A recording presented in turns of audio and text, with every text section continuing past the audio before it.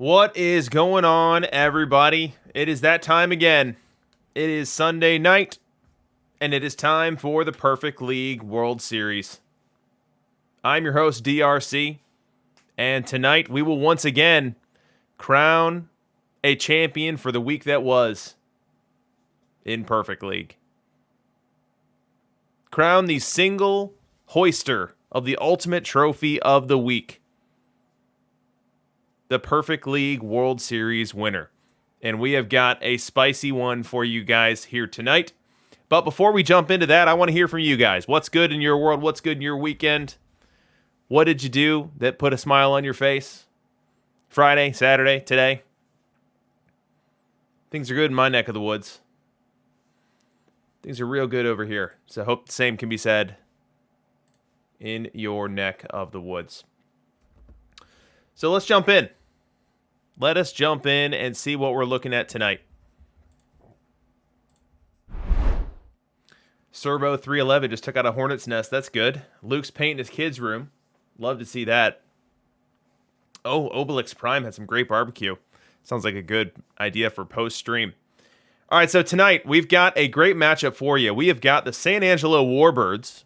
We'll talk more about them in a minute and what they were in the PT21 cycle, going up against the Iowa Cornfield Rejects here in the 2040 Perfect League World Series.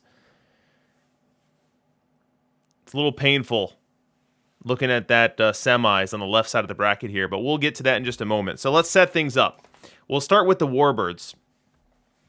And the way that we like to do this is we like to look at each team and look at what made them tick over the course of the season. Look at how their build is put together. Look at how they leverage their ballpark factors and really become more than a sum of their total parts. And that's what we've got going on tonight, especially with the Warbirds. So with the Warbirds, we'll look at runs scored. They were 710 over the course of the season, good for 9th in the conference, slightly above average. And then runs allowed, they were the best in run prevention in the entire NC. 627 mark there. We're a little bit shy of 100 positive in the run differential here. A good mark indeed. Good enough for 90 wins in the course of the regular season. Now, in the defensive efficiency realm, we're just under our .7 mark that we target.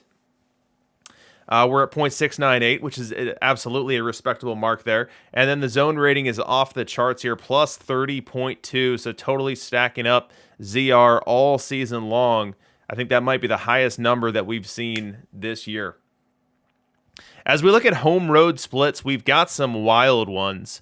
So 691 at home, a 56-win home season, one of the higher numbers we've seen over the course of the World Series broadcast this year. But on the road, these Warbirds really struggled.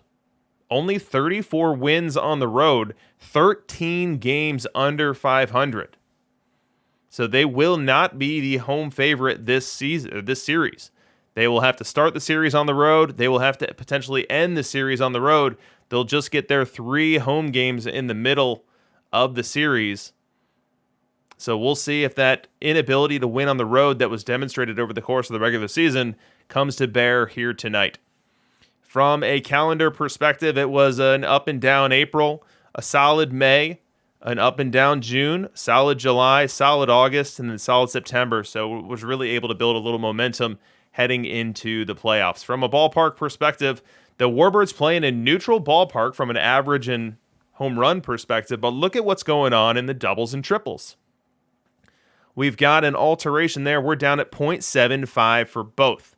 So we're going to have less singles converting into doubles and triples, taking down the production of some of your high BABIP guys, some of your high singles hitters. So it's going to play a little bit lower scoring than a traditional neutral ballpark. Now let's look at the players. Here's the right and left lineup for the Warbirds. And what we'll notice is that we've got John Mcgraw at the top of the VR lineup, and we've got him at the bottom of the VL lineup. So John Mcgraw plays every day. He is one of the rare tournament special edition cards. He is worth his weight in gold in Perfect Team. It goes for well over 1 million perfect points. And he's going to be anchoring this Warbirds lineup and playing every day. Now, in addition to John Mcgraw, we've got some new cards seeing action. We've got Stan Musial playing left field in the VR lineup. We've got Buddy Bell actually in both lineups. So Buddy Bell batting ninth in the versus right lineup, Buddy Bell batting eighth in the versus left lineup. Expecting more production out of him versus left. Now, the shortstop platoon is Arky Vaughn and Barry Larkin. The catcher platoon is Dickey and Crandall. And then we've got Pete Rose playing both first and left. And then depending on the handedness of the pitcher, either Dave Winfield comes in, or excuse me, Harry Heilman comes in to play first when Rose is in left.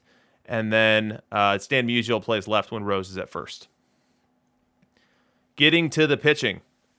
And what you'll see here is that there really is not an easy way to encapsulate what the Warbirds did with pitching. We don't have a couple of arms over 200 innings pitched. We don't have a couple of arms with 30 games started. We've got a nuanced deployment of a number of arms, and there's even more innings pitched hidden on the reserves here. So Warbirds very active with their deployment of their relievers and starters. You see oftentimes these pitchers are both relieving and starting. So it's hard to, in 30 seconds, explain what the Warbirds are doing from a pitching perspective, but they're using all of the top arms and oftentimes putting them in positions to be successful. We see the one person who kind of had a clear-cut role all season long was Adam Wainwright. 73 appearances, only in relief, 92 innings pitched. He got 16 saves, 11 holds. So high-leverage relief role for Adam Wainwright all season long. Now let's look at the path. How did the Warbirds get to this stage? Well, in round one, they had a sweep. They took down the Providence Friars 3-0.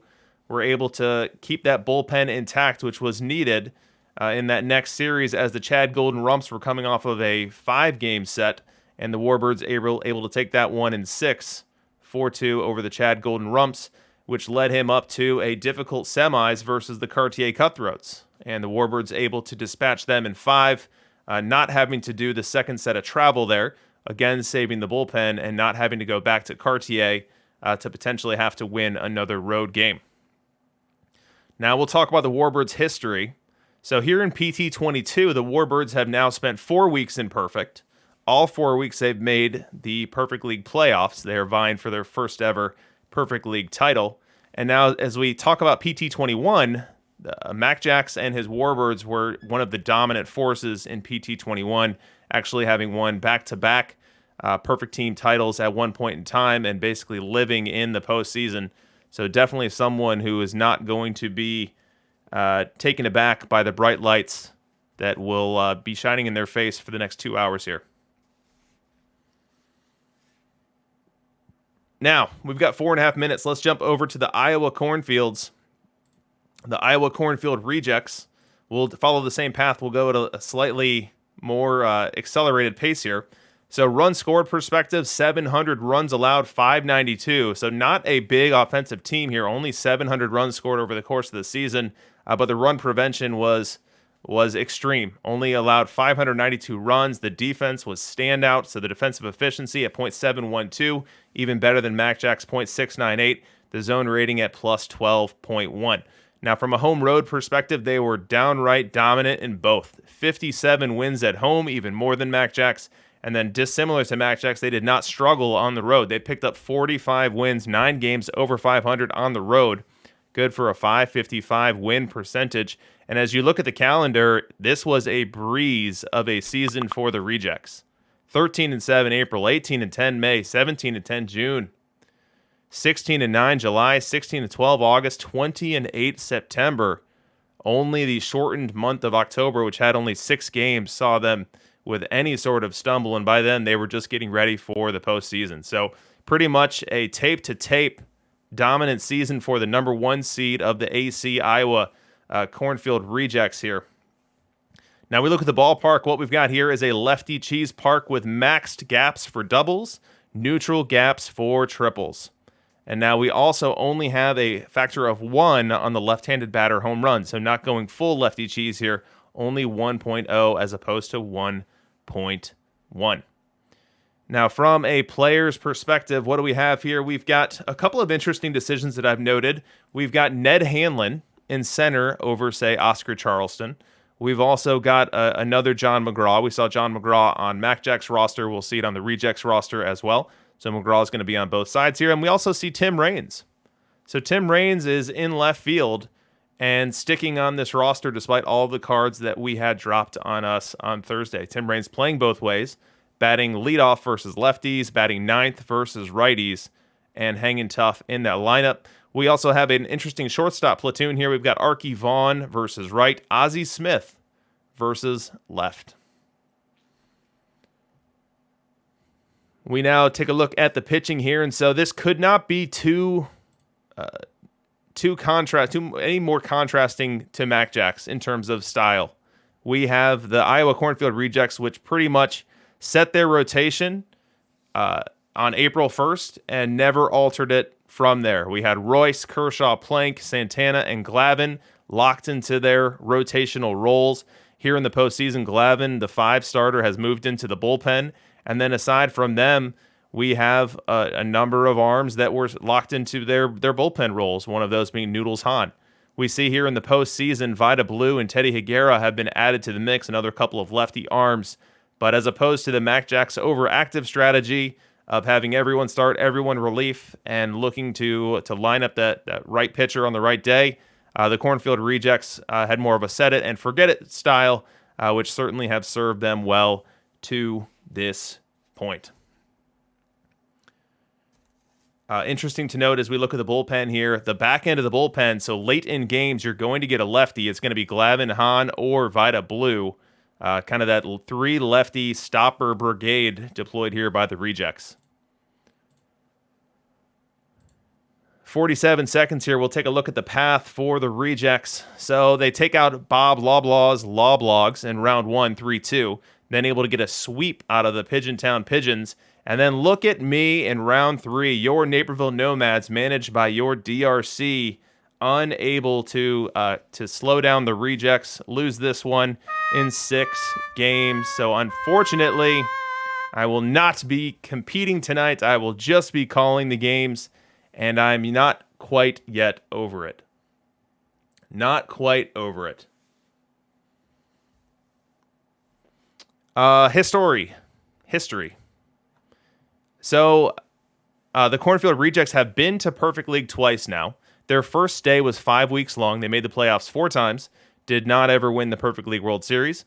Then got relegated with an 80-win season. This week was their first time returning to Perfect, and they put up their best Perfect week yet. 102 wins here in the playoffs, number 1 seed, and now playing for the World Series. So, those are the teams. I'm going to put the link to the poll in the chat. Who do you think is going to win? Who do you think is going to win this one? As you guys are putting in your votes, I will go ahead and load up the sim.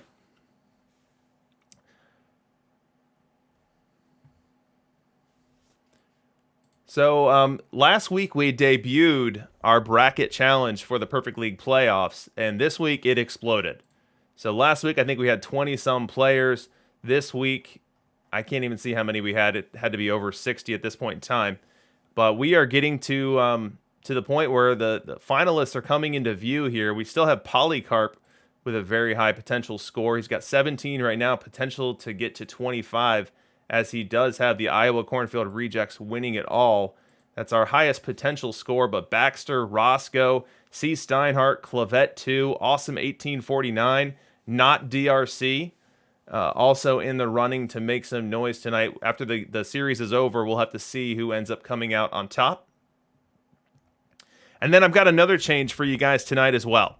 So I've had a couple of different people mention that they did not love the crowd noise audio that I had before. That was a bit too loud on the whistle.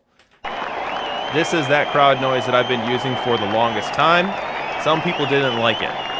So I went looking for one that was less whistly, so that those that either had sensitive ears or didn't like the high-pitchedness of it could have something to still augment the experience there. I landed on this. Landed on this noise, a whole lot less whistle. Hopefully this lands a little bit better. But, you know, we can always play around with it. We can always play around with it.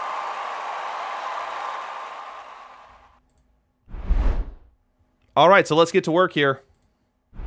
We've got game 1 coming up here, and we are going to start it at the Cornfield Park. So we know that that's a lefty cheese stadium. Lefty average to the max. Everyone doubles to the max. And then home runs for lefties at 1, whereas righties are at 0.9.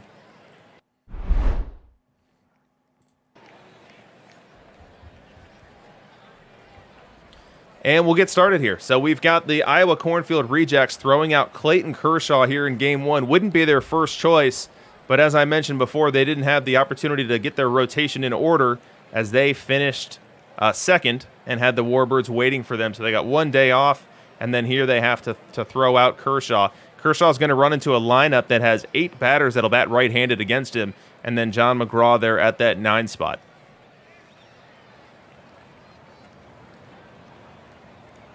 He'll start this game off against Jackie Robinson.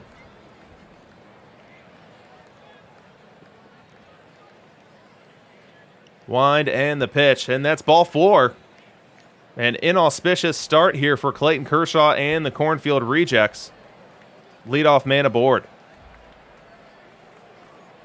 Still here in the first. Next batter we'll see is Pete Rose. Full count.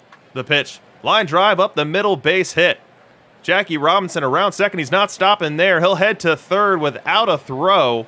And the Warbirds here, 2 batters into this 2040 Perfect League World Series, have runners at the corners and nobody out.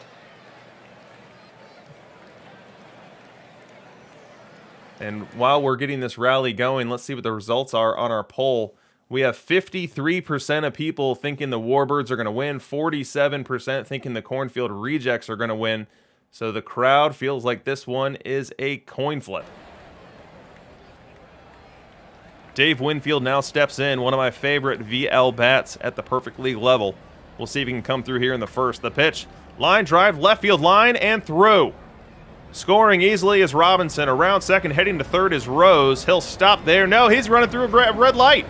And he will score. Charlie hustling into home plate. Make it 2-0 Warbirds on the 2 RBI double from Dave Winfield.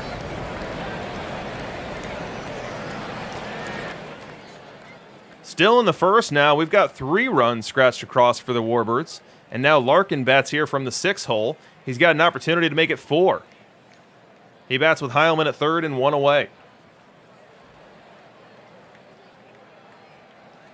Wind and the pitch. Fly ball right field.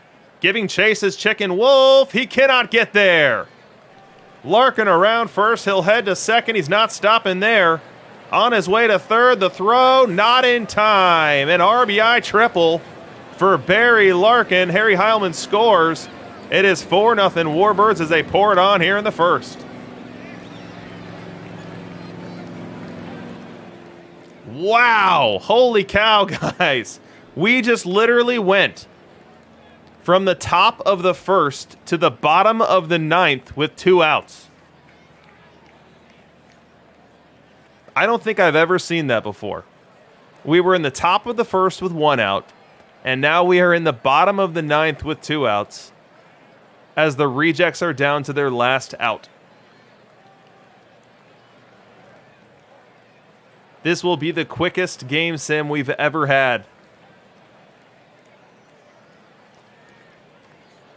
One thing I haven't commented on is the stadium. Look how beautiful this stadium is. I don't know what park this is, but it's beautiful. And the thing I like most about it is when a lefty hits a home run to the opposite field, I've got a taco sign there. We're just waiting for me to call out the Oppo Taco. All right, let's get started here. So Clayton Kershaw down to the game for the Warbirds. He needs 1 out here. He's got Ozzie Smith at the plate. Not much of a hitter. Let's see if he's able to do it here and cap this first game for the Warbirds. The pitch, little grounder to second base. Jackie's got it. Throw to first in time. And that is game 1, folks. The Warbirds come into Iowa, blow up the scoreboard in the first inning, and never look back. 5 runs, 12 hits, 0 errors for the Warbirds. 1 run, 8 hits, 0 errors for the Rejects. The Warbirds have come in and stolen home field advantage and done so in as non-dramatic a way as possible. Some road fireworks here for the Warbirds.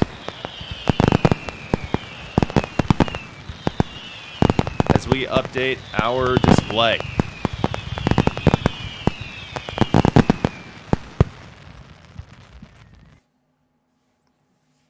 So Warbirds take game 1, and it wasn't even close.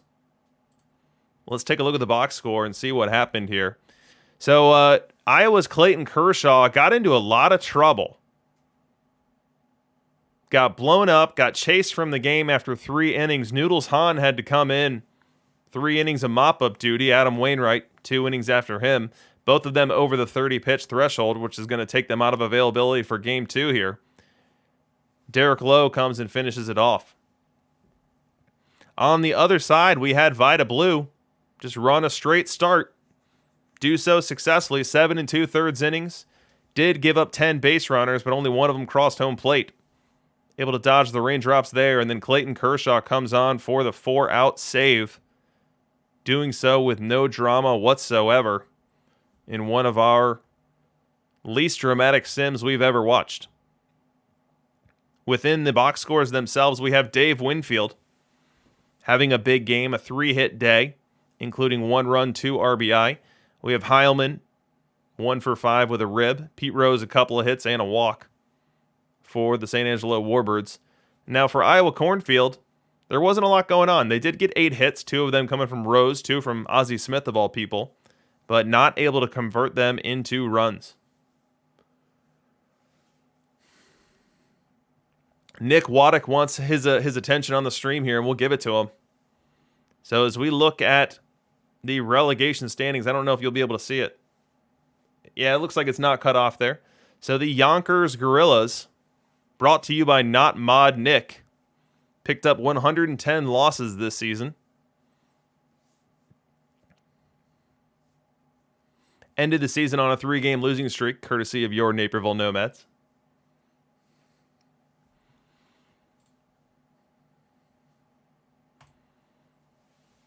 Let's look towards game 2. So we have the Warbirds showing Felix Hernandez as a starter. We have the Iowa Cornfield Rejects showing Jerry Royce, their preferred number 1 starter. Now, Jerry Royce already has 4 wins in the playoffs for the Rejects, looking for number 5, and really needs to get it.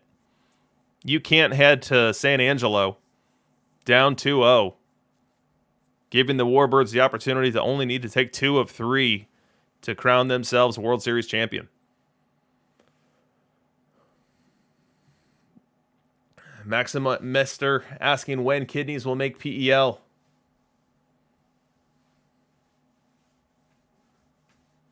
I don't know. You have to talk to kidneys about that. Oh, Nick. So we look forward to game 2 here in Iowa. We'll see if we get more of a sim. More of a highlight package to share with you guys. While we wait here for the next 4 minutes, we can take a look at some market share data. So we got a bunch of new players this week, right? We had a huge drop on Thursday. Got a bunch of new cards, and many of those cards immediately went into the lineup. But do keep in mind that those dropped around 10 p.m. Central Time on Thursday, so that's not a ton of time to really influence these market share numbers. So this coming week will really be the true test about where this market share data goes. But for now, we can start to see the indications of change coming. And we do see that here at second base. Jackie Robinson went from 79% of second base plate appearances last week to only 70 this week. You have to think Joe Morgan had something to do with that. Let's go to third base, which is probably where we're going to see the biggest impact. Look at this. So week over week, Wander Franco goes from 53% down to 41%. And that's likely due to Mike Schmidt, Buddy Bell, David Wright, all stealing some market share from Wander Franco.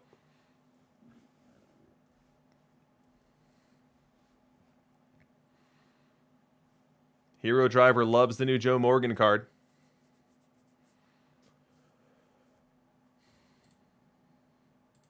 Let's take a look at shortstop and see how impacted that was by Luke Appling dropping. It looks like it was pretty significantly impacted. So Archie Vaughn from 50% down to 42%. Others dropping as well. We have Dave Bancroft going from 16 down to 9. All eyes will be on these charts as we look at next week and once we have the full picture. Let's take a look at left field. So left field, Tim Raines hemorrhaging market share here. Look at this. Tim Raines going from 62% to 46%. We know the rejects are still rocking Tim Raines, but it certainly looks as if a lot of Perfect League teams are not. We have Tim Raines coming down, Pete Rose actually going up. And then next week, we'll have to see where the new guys are.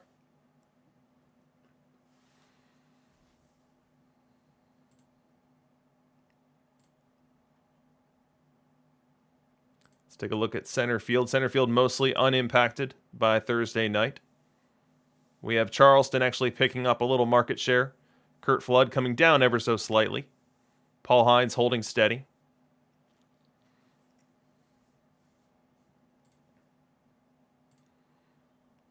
What positions have we missed here? Did we do first base yet? Looks like no. And first base is interesting. We've got Pete Rose giving a little bit here, coming down 4%. And Jason Giambi with a doubling week over week. So Giambi goes from 5% to 11% last week to 22% this week. So Jason Giambi getting a ton more run here at the Perfect League level.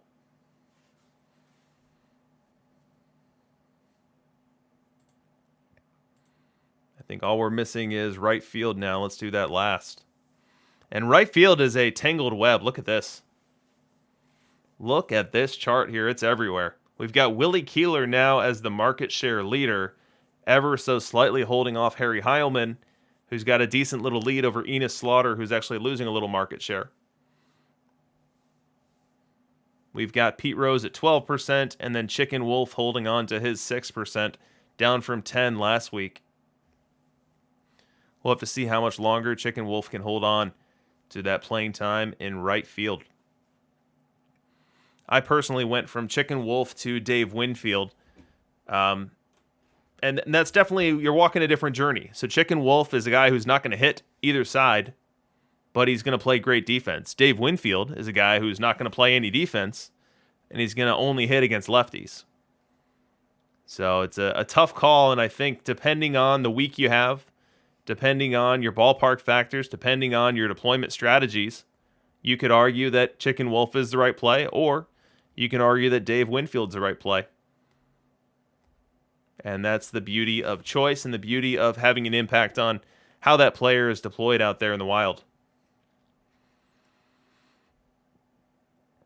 310 packs here for the Nomads. We'll get to those. We'll get to those at some point. Maybe I'll do a big stream. Time to load up the sim. Game 2 coming at you. Warbirds showing Felix. Rejects showing Jerry Royce. We'll see what we get.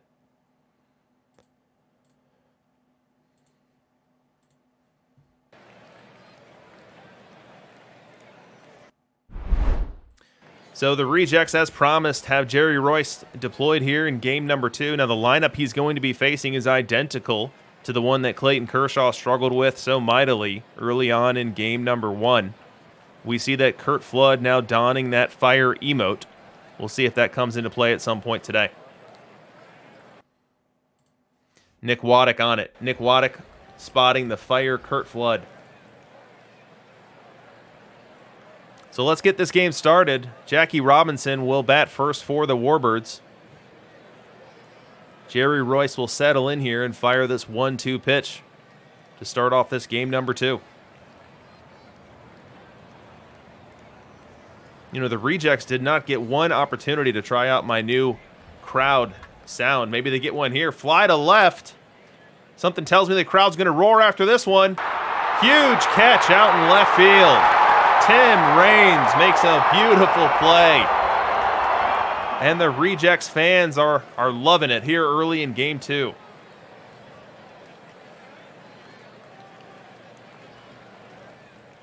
Still top first. Next batter, Pete Rose. Royce winds, Royce delivers. And Rose gets into this one, deep left center. Giving chase is Flood, he looks up. That ball is out of here. Pete Rose, a solo shot here. And the Warbirds have continued their assault in the first inning. They grab an early lead for the second time in 2 games. Make it 1-0 Warbirds.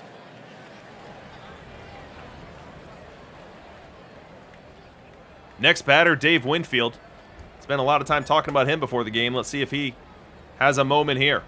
The pitch, and Dave Winfield gets into one. This ball is crushed. You can't forget about it. Over the scoreboard out to left. 413 happy feet for the Warbirds fans. And Jerry Royce has been touched up twice in 3 hitters.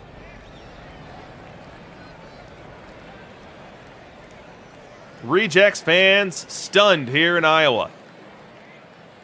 Very next batter, Harry Heilman. Don't you dare go back to back to back. Don't you do it. Don't do it, Mac Jacks. Here's the pitch. Heilman fly, left center, deep. Raines giving chase. Still going. That ball is gone. Back to back to back. Jacks for the Mac Jacks and his San Angelo Warbirds.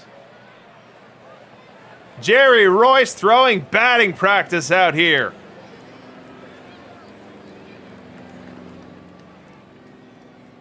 Finally, the Rejects escape the first. Only 3 runs.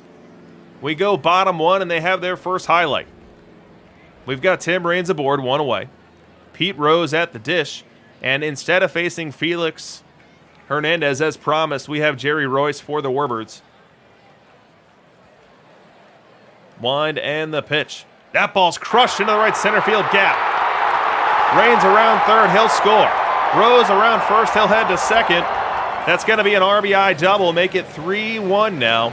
And the Rejects comeback trail is underway.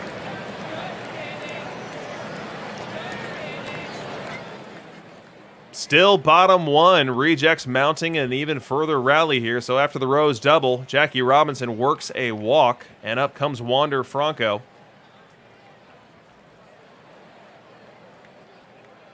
The pitch. Franco laces this one to right center. That ball's down. Rose around third. He's going to try to score. Here comes the throw. Not in time. The Rejects bring it 1 run closer, make it 3-2 now.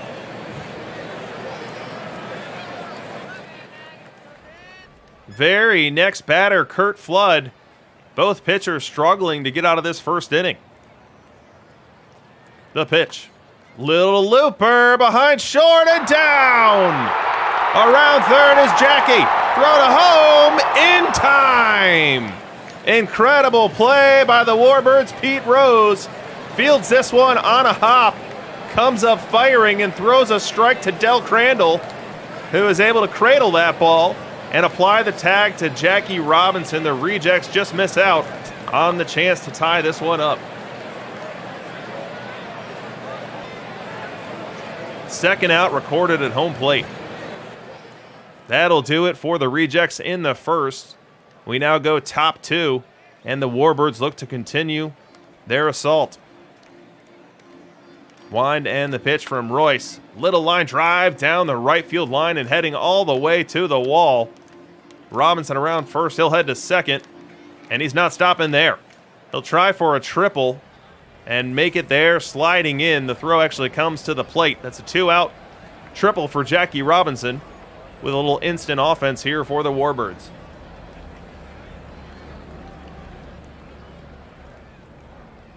Jackie ends up stranded at third. We now go bottom 3. And now the Warbirds' Royce is under attack. This time it's Curt Flood batting for the Rejects. He's got 2 on and 2 out. The wind and the pitch, and Flood crushes this one to center field. Going back and making the grab is Curt Flood for the Warbirds. Flood to Flood fly out, meaning the Rejects strand 2. And we head to the 4th inning. Warbirds 3, Rejects 2.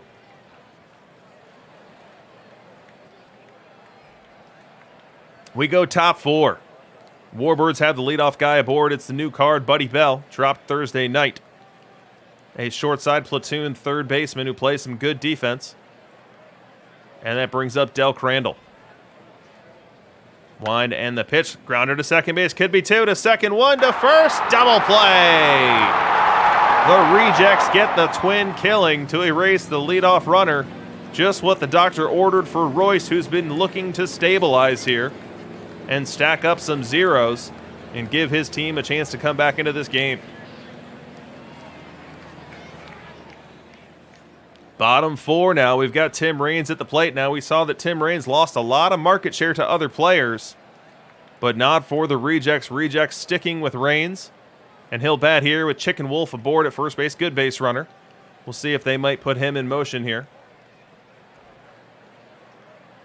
The pitch, and that ball is laced down the left field line. It's going to be trouble. Giving chase is Rose. It's a long run, though. Around third is Wolf. He's heading home. He will score. Without a throw, it's a tie ball game.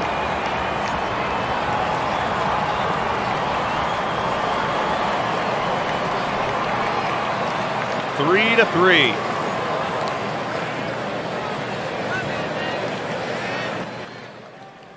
We go top six now. The Rejects Royce still in the game. He's given up 3 runs. He's given up 7 hits, but he's been able to stack up a couple of innings here without problem. And they'll look to see if they can steal the 6th inning as well.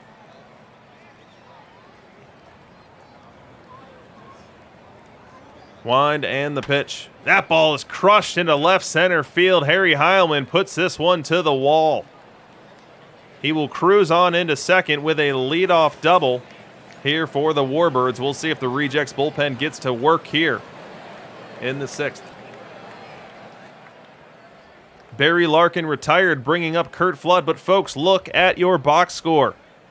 This is not any Curt Flood. Why, that right there, that's fire. Curt Flood. And he's got a 2-0 count advantage. The pitch, and he laces this one to right field. That's a base hit. Heilman around third. He'll hold there. Chicken Wolf came up firing with a strong throw.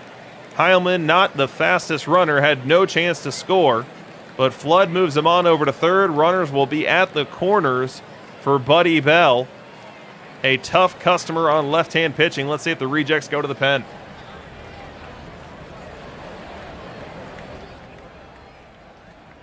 They do not go to the pen. Buddy Bell will bat against Royce. Let's set up our matchup analyzer for the first time here in this series. So what we'll set up here is Jerry Royce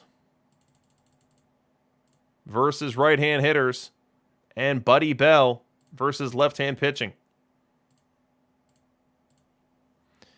Buddy Bell did a number on left-hand pitching in his short week in Perfect League. We see the 797 OPS, good for a 13.4 batting runs per 600 plate appearance, well above league average, and the Warbirds are counting on him to cash in on this scoring opportunity here. The Rejects, they shift the infield with an extreme shift. Jackie Robinson well to the left of second base. Ozzie Smith playing closer to third than he is to second. And they will look to make the play on Heilman at the plate. Wind and the pitch. Grounder to first base. Holding at third is the runner. Throw to first in time. The crowd loves it. They retire Buddy Bell. They keep Heilman at third and are now 1 out away from crushing this mini rally here in the 6th. Del Crandall to the plate now. So we'll update our matchup analyzer. Del Crandall, not quite the hitter that Buddy Bell is versus left, but someone who needs to be respected. He's a low OBP masher as far as bats go. Slug 429, the one metric standing out here for you. Helps cover the 282 very low OBP. We'll see if he can come through here in the 6th. The pitch. Line drive down the right field line and headed to the wall. Heilman scores easily. Flood comes behind him. And that's a 2 RBI double for Del Crandall for the Warbirds here in Game 2. Make it 5-3 San Angelo.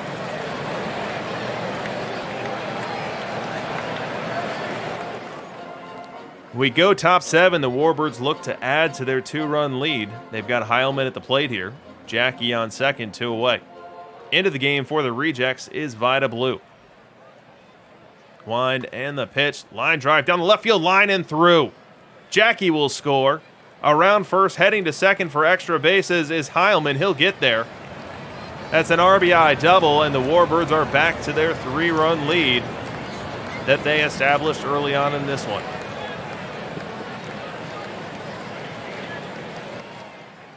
Still top 7, and the Warbirds looking to add even further. Heilman still on second. Barry Larkin has worked a walk against Vida Blue, and now Fire Kurt Flood has an opportunity to wash this one out. 1-2 count. Wind and the pitch. And Flood crushes this one down the left field line. That's going for extras. Scoring easily is Heilman. Larkin's a great runner. He's going to try to score as well. The throw home, not in time. Larkin scores as well. It's a 2 RBI double for Kurt Flood as the Warbirds are pouring it on.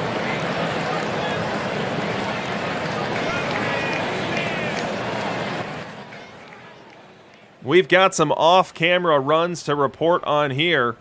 It was 8-3 at our last notice. It is now 12-3, and the Rejects are also down to their last out in this one.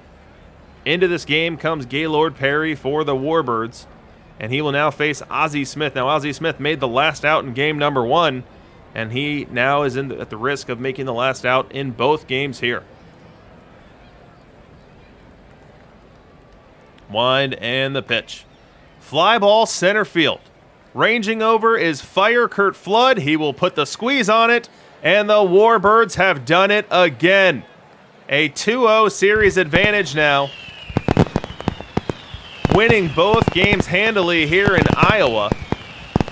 They will celebrate tonight as they cap their interpretive dance routine out in front of home plate.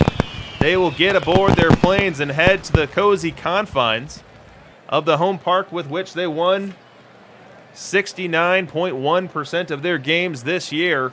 They will need to win 2 out of those 3 to crown themselves the next Perfect League champion of the week.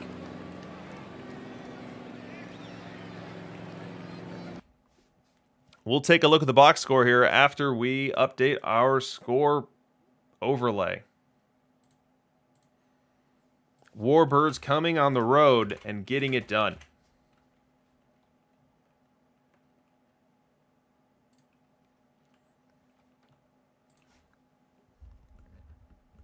So the sim that is cranking now is going to be an off day.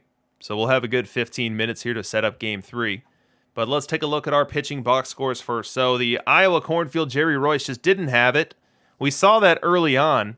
Now, he was, after a shaky beginning, able to stack up some innings, but then got into trouble later on and had a couple more earned runs adorned to his box score here. He gave up 3 home runs, those 3 home runs all being right after one another, back-to-back jacks. But Vida Blue came to the game and just poured gasoline all over it. 1 inning pitched, 5 earned runs, 5 hits, including a walk. So just an absolutely nightmare appearance for Vida Blue as the Iowa Cornfield were trying to keep this game close. Tim Hudson came on and wasn't able to do much better after him. Now on the other side, we had San Angelo's Jerry Royce struggling as well. He was giving up runs early, he was giving up rallies early, but he was able to corral it, keep things on the tracks, and then eventually settle in. Went 8 innings pitched, only 3 earned runs. Able to have 10 base runners, only 3 of them crossing home, and then Gaylord Perry in glorified mop-up time, able to pitch that 9th inning.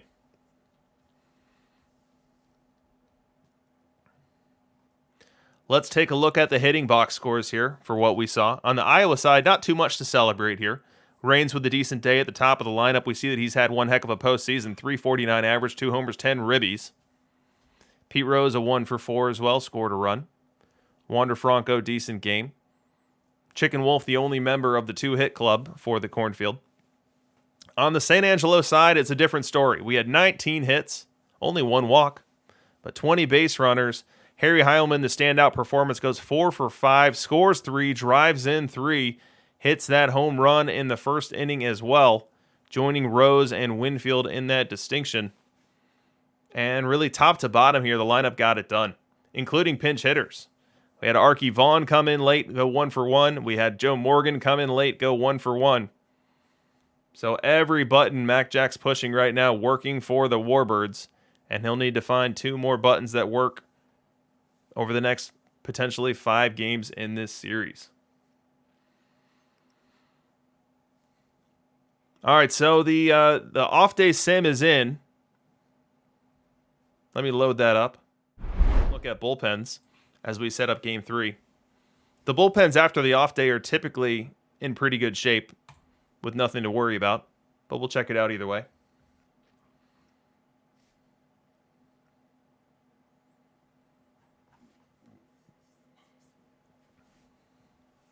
I'm curious if someone has calculated if Mac Jacks wins, if the Warbirds win, who wins our bracket challenge. I myself haven't calculated that, but we'll check it out. All right, the Warbirds. We'll take a look at their bullpen here. So the bullpen almost perfectly rested. I mean, the incredible performance in Game 2 by Royce to eat those innings. He gave up 3 runs, but he went 8 innings, needing only a very light work Gaylord Perry in 9th inning to get through it.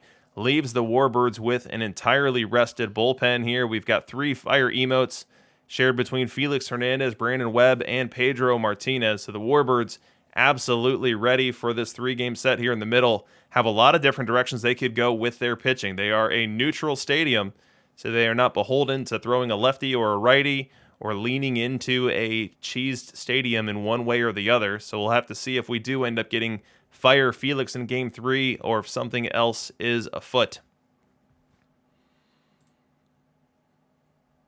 Now, we know that Iowa had a harder time getting those innings done, and as we look at the bullpen here, pretty safe, pretty good. I'd say Vida Blue is not available for Game 3, which Vida Blue is one of the 3 lefty stopper brigade, so that's not ideal, not a disaster. We also have Noodles, Hahn, and Hudson, lower pitch fatigue than you'd prefer, but the rejects more or less okay for this 3-game set. You'd hate to see a Game 3 that either goes to a lot of extras or needs a lot of bullpen intervention, because by the time you get into Game 4 and 5, you could really be thin in terms of available arms.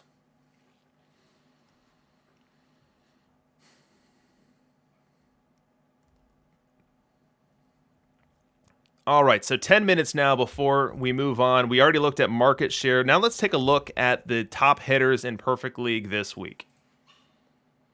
So we'll start with combined data. So by combined data, I mean versus left and versus right combined.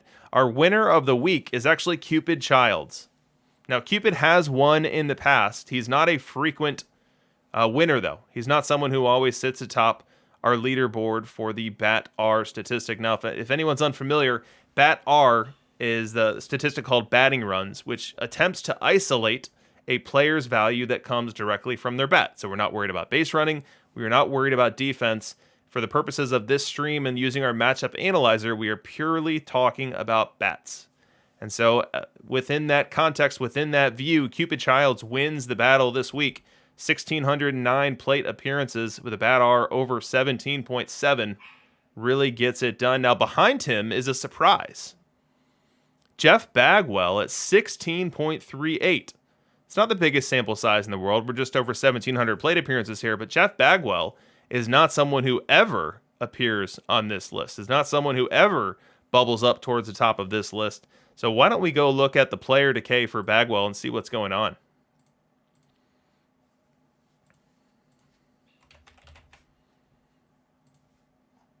And look at this interesting chart. Now, if you're on mobile, this is probably a little hard to see. So maybe if and when you get back to your computer, if you were interested enough, you could check it out. But look at this Bagwell decay chart. Let me put that on complete again to be both left-handed and versus left and versus right. Far and away, Bagwell's best week ever. And it's not even close. Best average he's ever had, best on base he's ever had, best slug he's ever had, best OPS he's ever had. And it comes on the heels of a league average week the week before.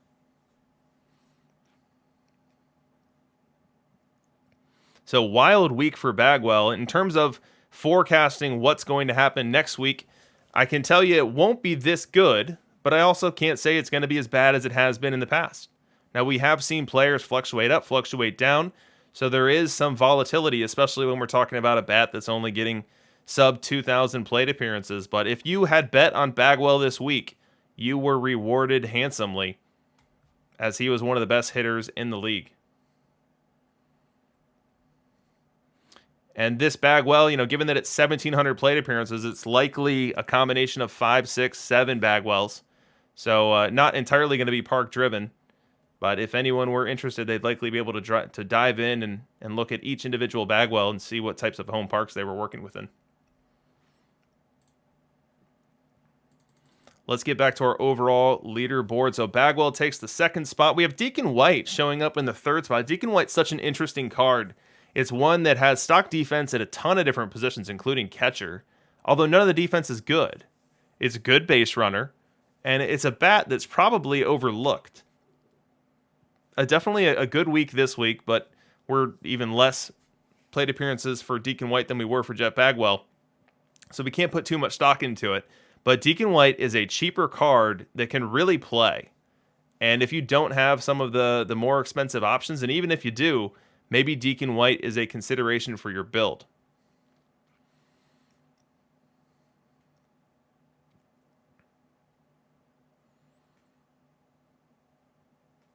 Pete Rose comes in fourth. Now, Pete Rose has won many, many weeks. He's not winning this one. He comes in fourth this week and does so with 24,000 plate appearances in terms of sample size. Right behind him is Archie Vaughn, our first batter coming in under 10 on the bat R. And as you see, I've got highlighted our new hitters for the week. So Luke Appling at 8.39. You see Carl Yastrzemski a little bit further down at 5.14. Buddy Bell at 4.07. So some of the new hitters coming in and putting up some big-time production, none more so than Luke Appling.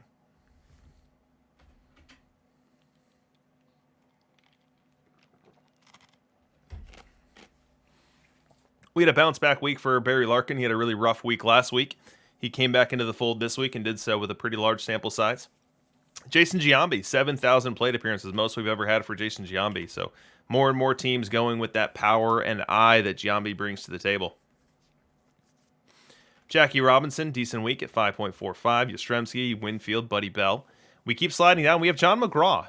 So John Mcgraw with one of his worst bat Rs. Let's look at his decay chart.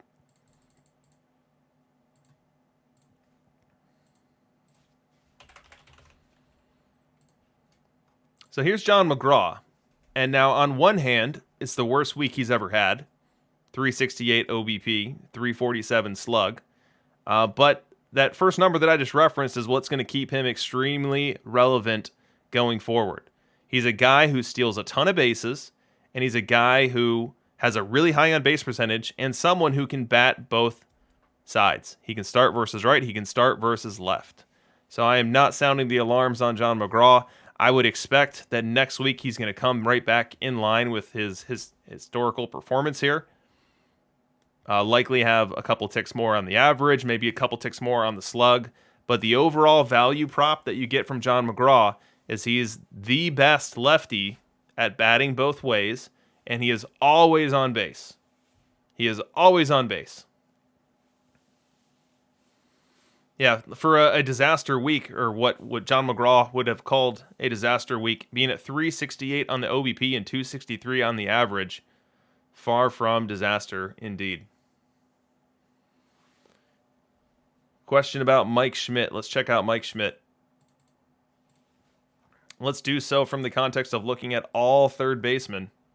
So let me go ahead and give Mike Schmidt a little highlight here.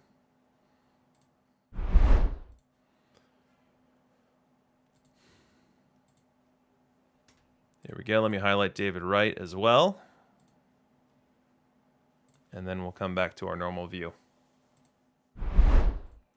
So here's the complete data for third baseman this week. Buddy Bell came out best of the new cards. David Wright, negative 5.2. Mike Schmidt, negative 5.44.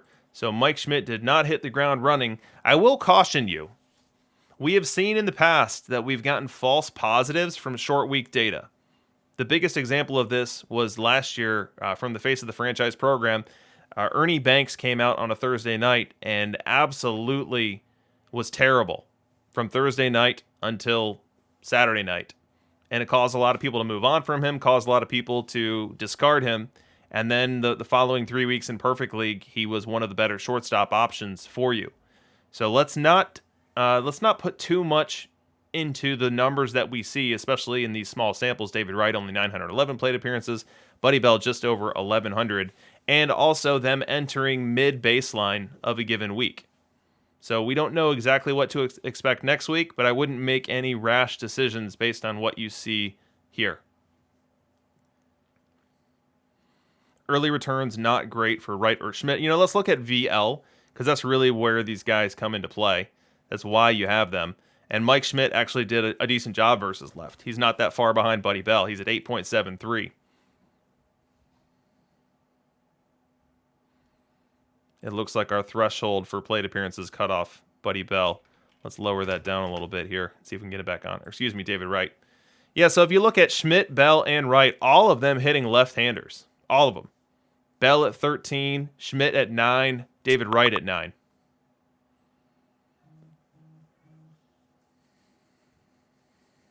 Kidney's looking for some Yaz data. Let's move on over to our new left field options. We've got Yaz, we've got Musial. Let's see how they're showing in. And Yaz coming in pretty strong. Let's isolate the versus right. That's really why we have these cards. And versus right, Yaz at 9.87. Musial at -5. Kind of an ugly outcome for Musial. Now, I would bet you a lot that Musial's going to rebound. And here's why. So let me get Musial. Let me get Boggs. Let me compare the two. All right. So let's focus solely on this versus right profile here. Stan the man, 3 more contact, 6 more gap, 5 more power. He is yielding some I. So Wade Boggs going to walk a good bit more. That's something. Avoid K, nearly the same. So I would expect for him not to deviate too significantly from Wade Boggs here. Again, the I is going to hurt you a little bit, but Stan Musial should also go for extra bases more frequently. And let's look at where Wade Boggs is. Wade Boggs is 10.69 VR. So if Wade Boggs is at 10.69, so if this side right here is 10.69, this side is not going to be -5. I feel very confident in saying that.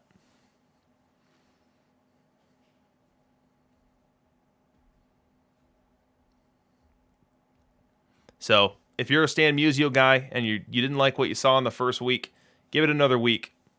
We'll see if he's able to bounce back. And actually, when I combine left field and first base, Stan Musial's numbers come up. So before we were just looking at left field. Now when I combine the two, he's already up to 3.58.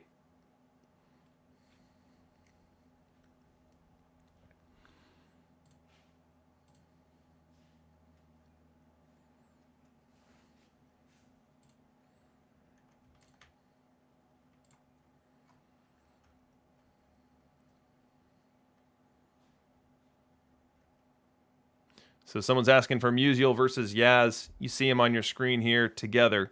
Yaz all in at 5.14, Musial at -1.76. But again, I'm not ready to call that fight. B-Phil with a great comment here. Love how we're having to compare all these, so many options, and I think that's where Chris really deserves a lot of credit for last Thursday. There's a lot of different archetypes that dropped. But it's not like we got cards that are objectively better than one another. We're having to look at this data to try to make that determination because it's not abundantly clear on drop night, which is really cool.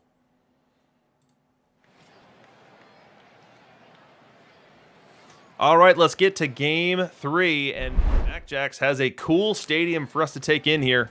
Now, who knows what stadium this is? I don't, but I'm sure someone does. It's a cool looking one, though. If you hit a home run to left center or right center, and it's a fence scraper, you're ending up in some bushes. Looks like if you go deep to right, those look like either press boxes or some sort of bleacher seat with a table. All-you-can-eat seats, if you will. Let's get this game underway. So the Warboards are starting with Eddie Plank on the hill. Now, in a neutral ballpark, it's kind of an interesting decision. I'm going to bet dollars to donuts here. Eddie Plank is not long for this game and probably is working the role of an opener, but let's find out. He'll start off versus Ned Hanlon.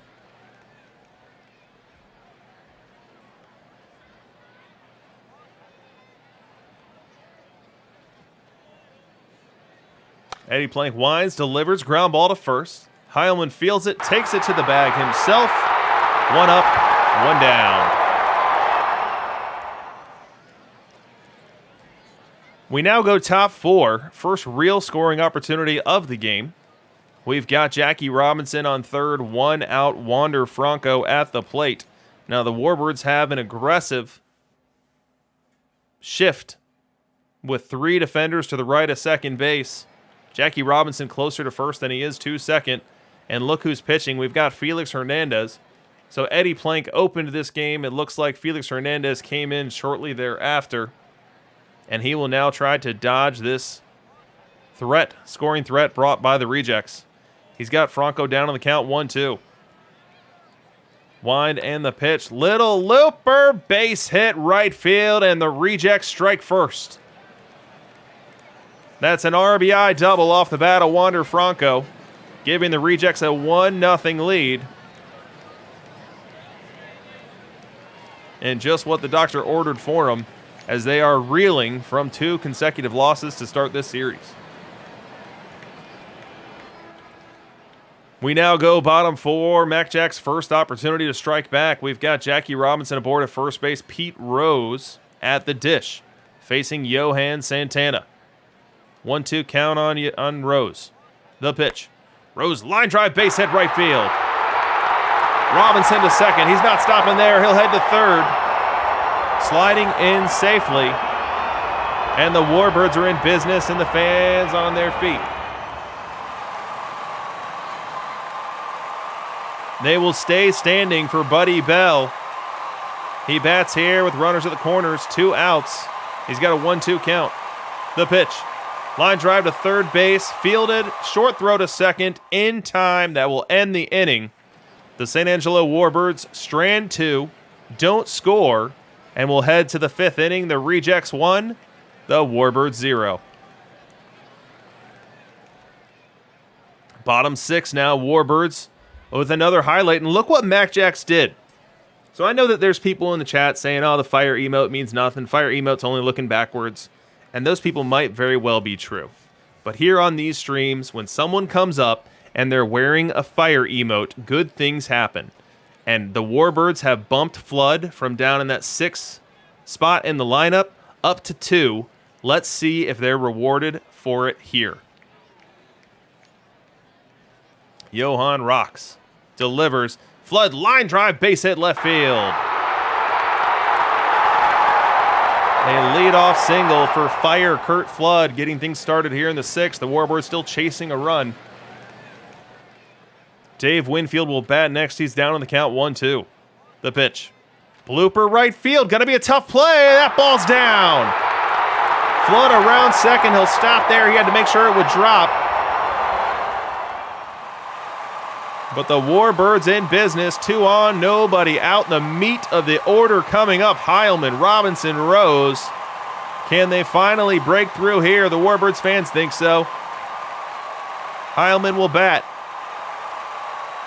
The pitch. Heilman fly on the infield. Tough play, heading back and making the grab is Jackie. That's going to be the first out of the inning. A little pop up into no man's land there, but Jackie got a good read on it, good jump on it. Able to chase that one down and put the squeeze on it and get that critical first out of this inning. We'll turn things over to Jackie Robinson now. He's even in the count, 2-2.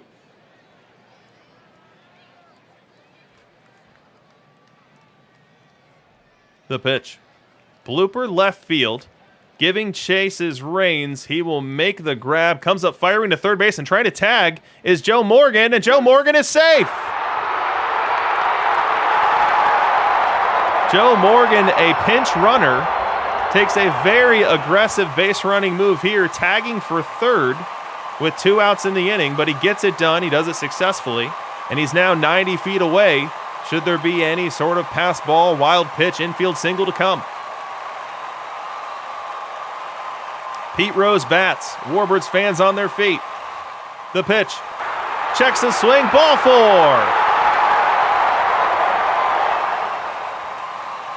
They are now loaded. And they are loaded for Buddy Bell. Let's use our matchup analyzer to set it up.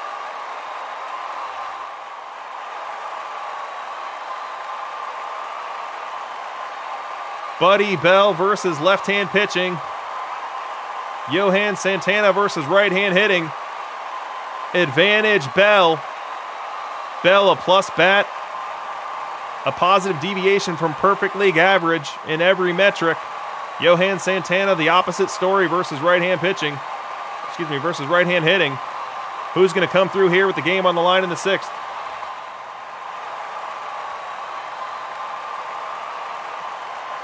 Comes set, delivers, ground ball to short, tough plays, got it, makes the short throw to second, in time, retiring Pete Rose and stranding the bases loaded.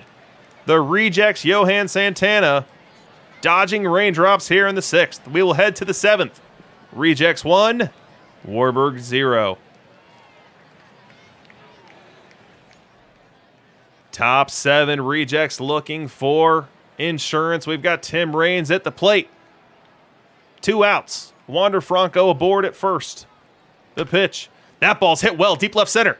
Giving chase to the center fielder. He's not going to get there. That ball's down. Wander Franco around second, heading to third. He'll not stop there. He's going to try to score. He will easily. Sliding into third with a triple is Tim Raines, giving the rejects a critical insurance run here late in game number 3.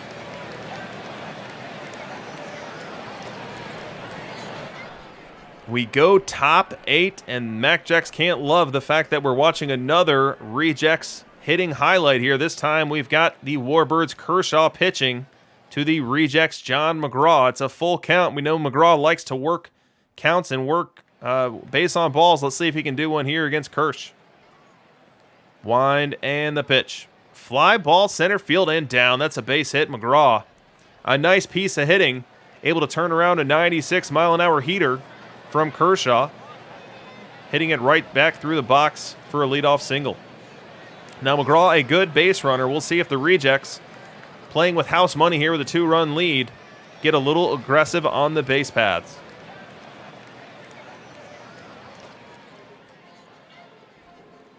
Mcgraw now on third. Archie Vaughn at first. Pete Rose retired, so now we have 1 out. But Gaylord Perry pitching for the Warbirds in a important moment here. The Warbirds trailing by 2, can't afford to go back and fall behind much more. Looking for the double play ball off Jackie here, a tough guy to double up. 0-1 count. Perry comes set. Perry delivers, and this one is lined into right field, a base hit. Mcgraw scores. Archie Vaughn goes first to third. It is 3-0 rejects, and we're still here in the 8th.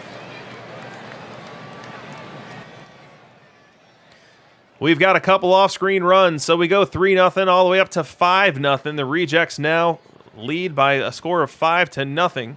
Into this game comes Teddy Haguera, someone that I don't know that he got much play in Perfect. Let's check it out. Teddy Haguera was not played in Perfect League. He got nary an inning in the regular season. Now, we saw that with the rejects roster. We saw that he had Haguera on the bullpen there, with 0 regular season play. So Teddy Haguera not playing at all in the regular season, playing in the postseason for the rejects, and now asked to get the final out of this game. He's got 2 aboard, 2 out, Larkin at the plate. Now the Warbirds need a little magic here. They're going to need Larkin to get on base, Charleston to get on base, and then Winfield would represent the potential tying run. 2-0 count on Larkin the pitch. Ground ball to second, going to be a tough play. He's got to throw to first in time. The Iowa Cornfield Rejects come into San Angelo and deliver a dominating 5-0 shutout, capturing their first game of the series and cutting the series advantage from 2-1. The Warbirds now lead 2-1.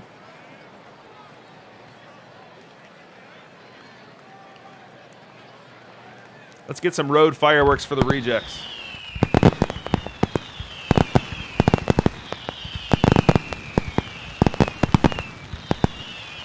Hero Driver correctly pointing out the home team has not won yet And these teams were both incredible at home.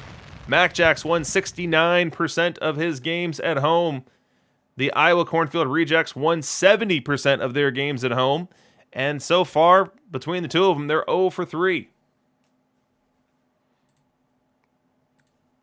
We look at the box score to see what happened here. We start with the pitching. As suspected, Eddie Plank was an opener. He goes 2/3 of an inning. Did not give up a run, did give up a walk. In for him comes Felix Hernandez, and Hernandez was not bad by any stretch. His box score looks like a classic quality start. 6 1/3 innings, 4 hits, 2 earned. Struck out 5. But when the opponent is not giving up any runs, 2 runs will do you in, and that's what happened today. For Iowa Cornfield, Johan Santana, who has been great in this postseason, I can tell you he's been great because he knocked me out. Look what Johan Santana is doing in this postseason. Look at this, guys. All right, so the first start of the postseason, not great. 6 1/3, 5 earned against Bob Loblaw's Loblogs. He got a win somehow, but he wasn't any good. Next start, he takes down Pidge. Quality start. 6 innings pitched, 2 earned. Gets second win of the postseason. And then against me, he loses a pitcher's duel 0-1, but he was dominant. 7 innings pitched, only 1 earned. And then in our closeout game, in Game 6, where he dispatched me and sent me to threaten my wireless mouse's well-being, he goes 7 innings pitched, gives up 1 earned. And then here against MacJacks, with the weight of the world on him, his team facing a 2-0 hole, going on the road, goes 7 1/3 of scoreless. So Johan Santana for the Cornfield Rejects on fire. Now, one thing to note, if this series goes to a 7th game, who will be pitching?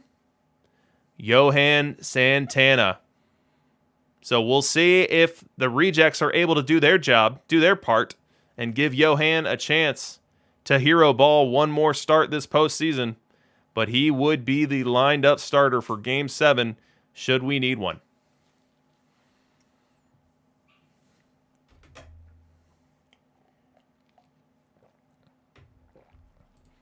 One second till the Game 4 sim.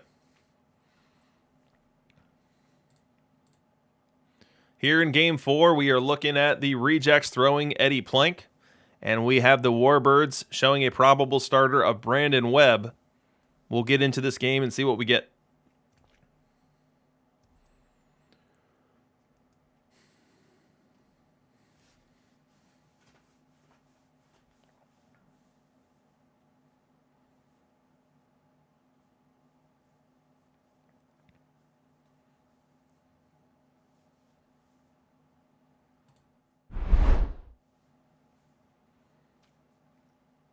And the sim is in. Chaston Ruin asking if there's a D-Train card in the game yet. I don't believe so. I haven't seen a Dontrell Willis.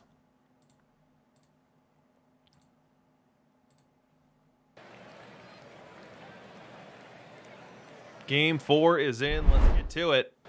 We've got the Warbirds rocking out Tom Glavine to start this one.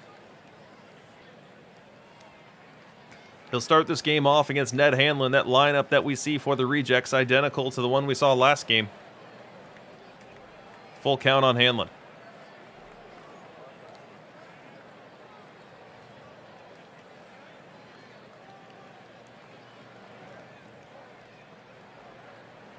Wind and the pitch. Swing and a miss. Strike 3. And the Warbirds start Game 4 in style. A swinging strikeout of Ned Hanlon, and we are underway. Still top 1, though. We have found some trouble. The Warbirds find themselves facing a Rejects team with 2 on, 2 out. Jackie Robinson at the plate. Tommy Glavine down in the count 3-0.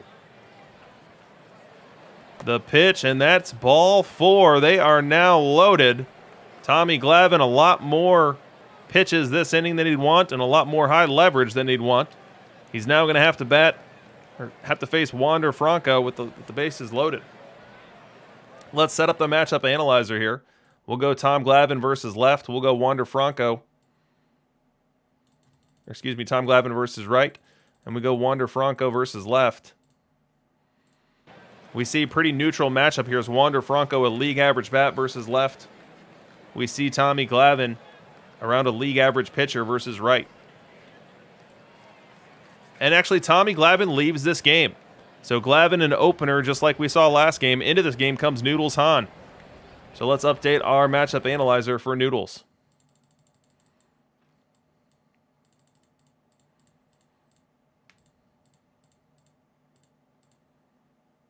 Noodles Hahn versus right. Similarly to Glavine, right around league average. Gives up a touch more long ball. Exactly what the Warbirds would not want to see here. Let's see if he can get out of this jam.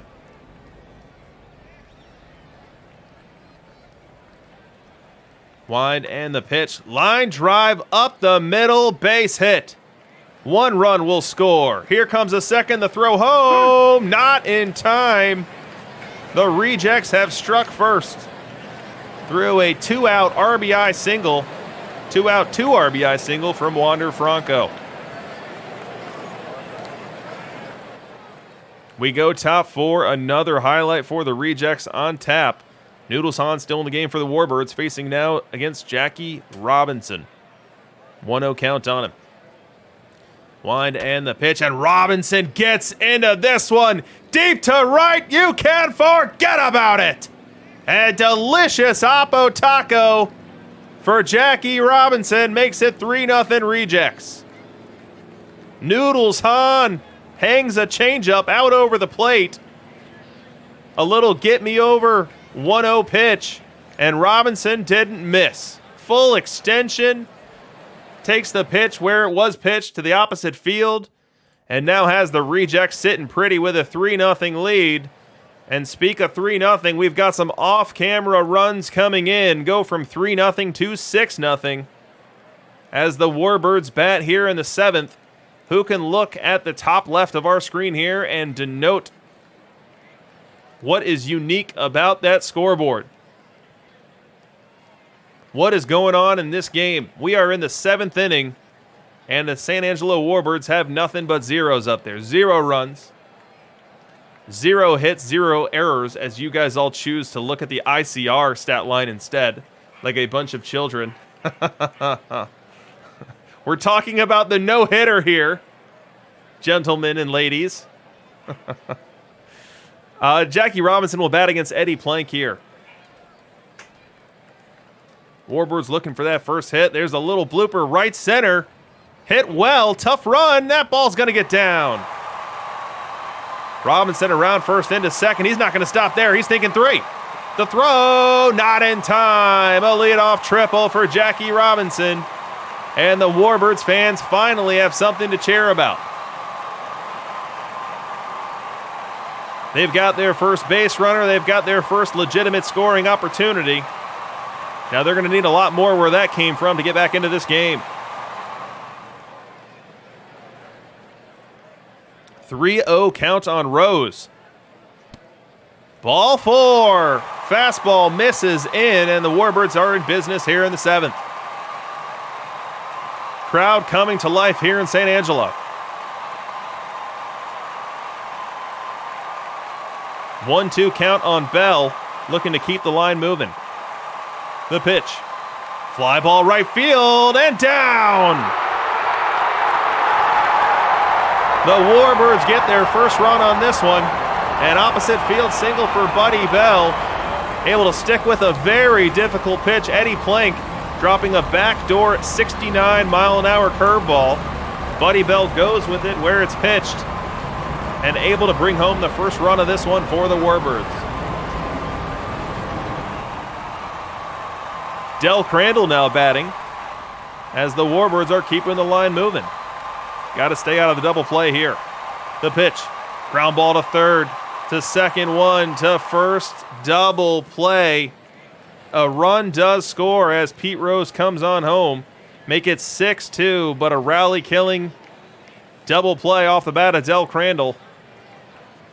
A trade that Eddie Plank and the Rejects happy to make here in the 7th.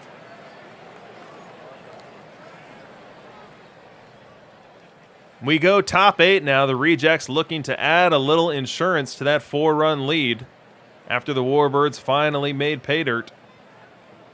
Adam Wainwright into this game for the Warbirds, pitching to Willie Keeler. 1-0 count on him, the pitch. And Keeler gets into this one. Deep to left field. Rose is back. Rose is up. Rose jumps. He can't get it. It's into the bullpen. A home run for Willie Keeler. 8-2 Rejects.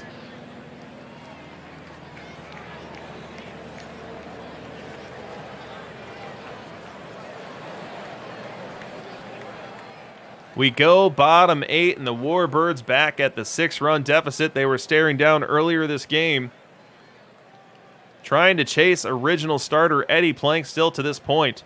They've got Larkin aboard, nobody out, and Curt Flood at the plate. Now, Curt Flood has lost his fire emote. The pitch. Line drive, shortstop. Could be trouble. No, it's booted. Arky Vaughn can't hold on to it.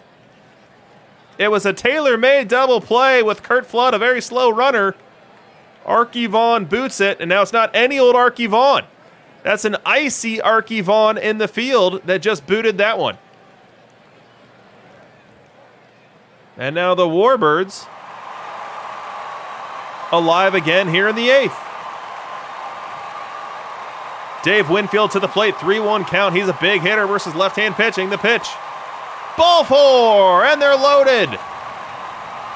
Warbirds chasing 6 runs, but they've got the home crowd behind them. Harry Heilman bats with them loaded, and the Rejects have seen enough of Eddie Plank. Into this game comes Vida Blue. Let's set up this matchup analyzer for this big at-bat in this game. Vida Blue versus right. Harry Heilman versus left. Heilman, one of the best hitters in perfect team versus left-hand pitching. As you'll see with this data here, greener than a Christmas tree, an 850 OPS, and that's exactly what the Warbirds need here. A double, a triple, a single, a homer, a walk even. All of it keeps the line moving for the Warbirds.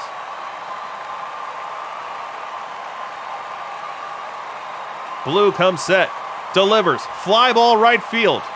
Giving chase is Keeler. He'll make the grab, tagging from third, and scoring is Barry Larkin. Make it 8-3, but the Rejects get that critical first out of this 8th inning.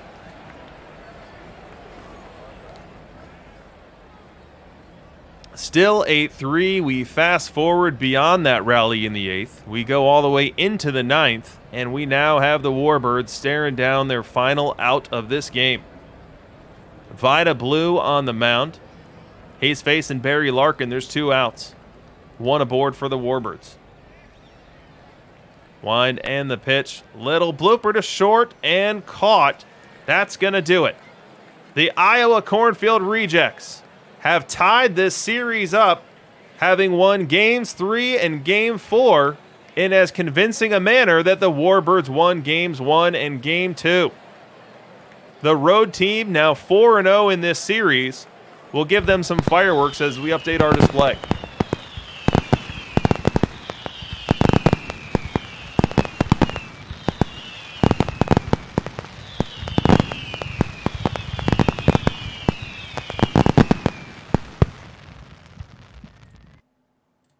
Let's take a look at the box score and see where things went wrong for the Warbirds. Now, the Warbirds, only 2 hits in the entire game. Let's start with the hitting box score.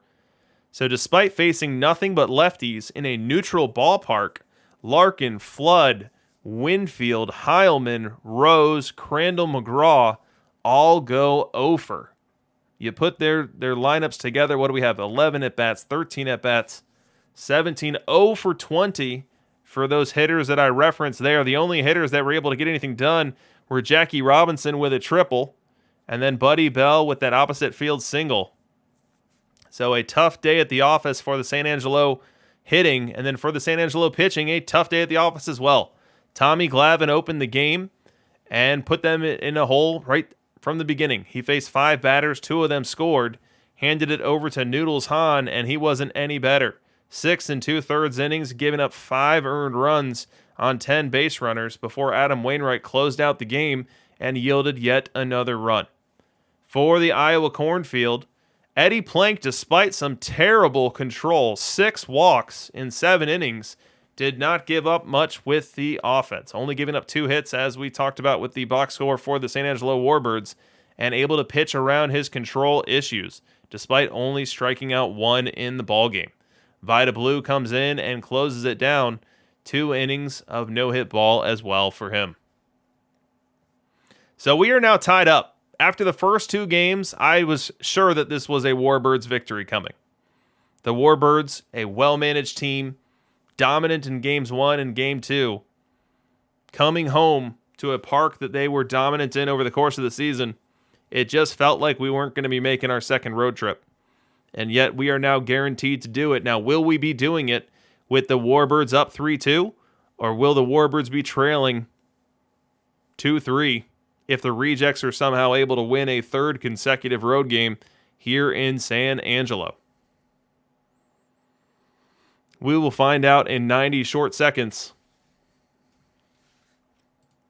Tiny RL with the comment here. Great first 4 games, and he's absolutely right. Now, they haven't been tight games. They haven't been close games, but they've definitely had their fair share of drama, and the rallies that the trailing team has been attempting to come up with, they've been shut down at inopportune moments. They have had their opportunities to get back into it and just have not been able to get the big hit.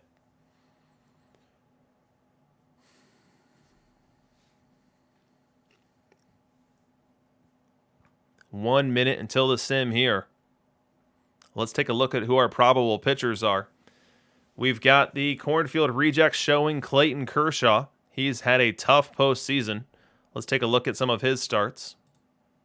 So Kershaw really struggled against Naperville, struggled against San Angelo, was good against Pidge, and was good against Bob. So 50-50 for efficacy for Kershaw here in the postseason. We'll see which one we get here today. And then we look at the Warbirds' Brandon Webb. Now, Brandon Webb has 3 starts in the postseason as well. They've all 3 been quality. Unfortunately, he's lost 2 of them, and uncharacteristically, he's given up home runs in 2 of them as well. Brandon Webb, a high-movement pitcher, does a good job of avoiding the long ball. Has not been the case so far this postseason for this copy of Brandon Webb. He's 1-2, despite carrying a 2.25 postseason ERA.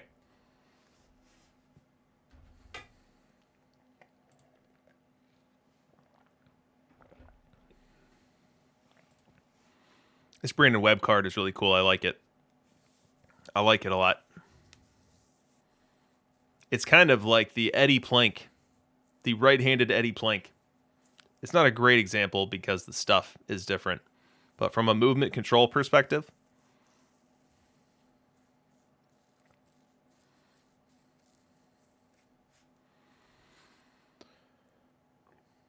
sim is cranking here, and the sim is ready. Let's load it up.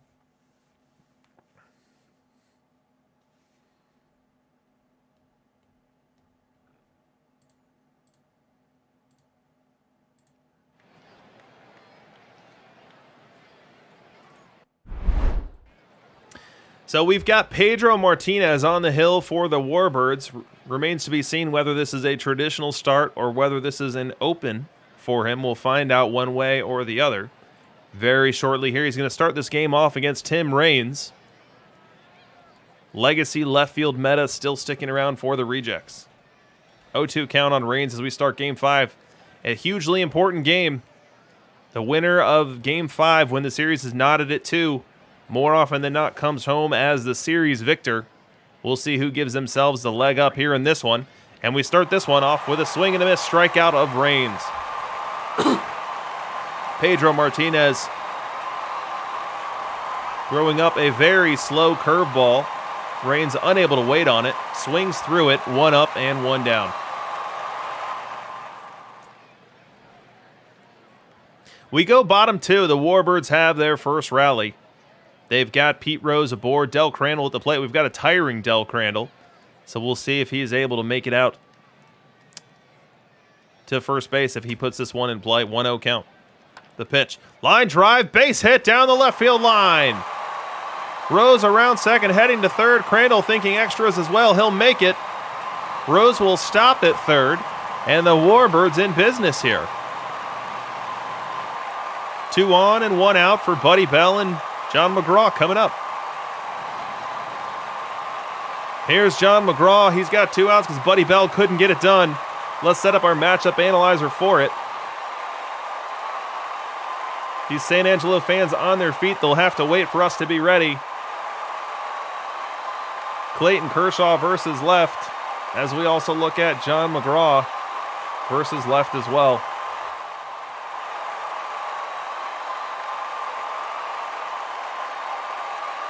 So John Mcgraw, nearly a league average bat in terms of bat R. We see that the profile is OBP heavy and slug light.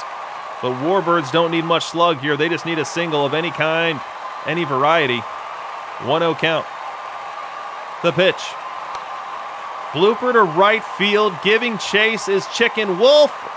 He drops it! He drops it! He drops it! 2-run score! John Mcgraw ends up at second base. An unlikely miscue with the glove from Gold Glover Chicken Wolf results in 2 unearned runs here in the second.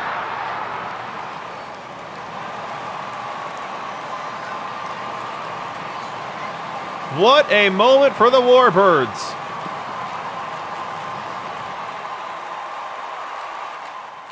We go top 4. We see that Pedro Martinez is out of this game. Into this game is Brandon Webb for the Warbirds, their probable starter for the game. He's in a situation here where he's facing Del Crandall with Jackie Robinson on second and 2 away. The pitch.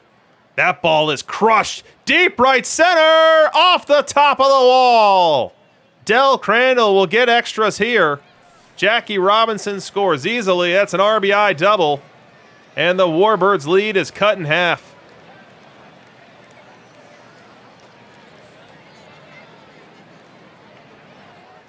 Still here in the fourth, Ozzie Smith now bats. He's got a favorable 3-1 count. Warbirds want to get out of this inning with the lead.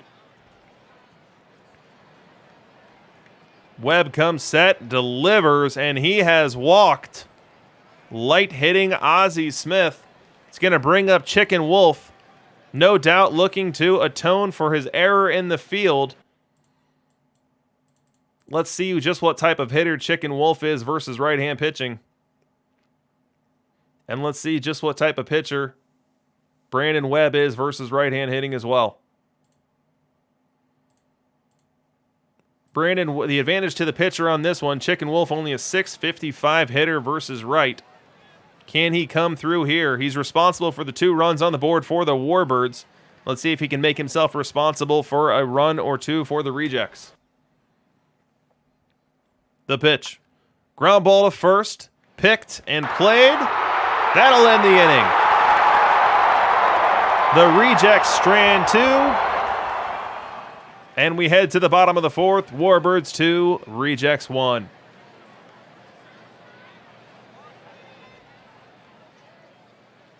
We go top 5. Another highlight for the Rejects. This time it's Pete Rose at the plate and John Mcgraw, a good base runner at first base. The pitch. Line drive, base hit to left. Holding at second is Mcgraw. Pete Rose able to turn around, go opposite field with a heater on the outside corner from Brandon Webb. Has the Rejects here with 2 on, 1 out in the 5th. Jackie Robinson, the next batter. The pitch to him. And that ball's hit well in the right center field gap. That ball's going to get down. Scoring easily is Mcgraw. Rose on his way to third. They are going to hold him. No, they're going to send him.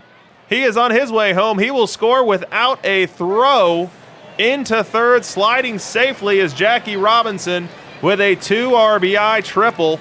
Make it 3-2 Cornfield Rejects. And the Warbirds fans are having some familiar feelings from Games 3 and Game 4.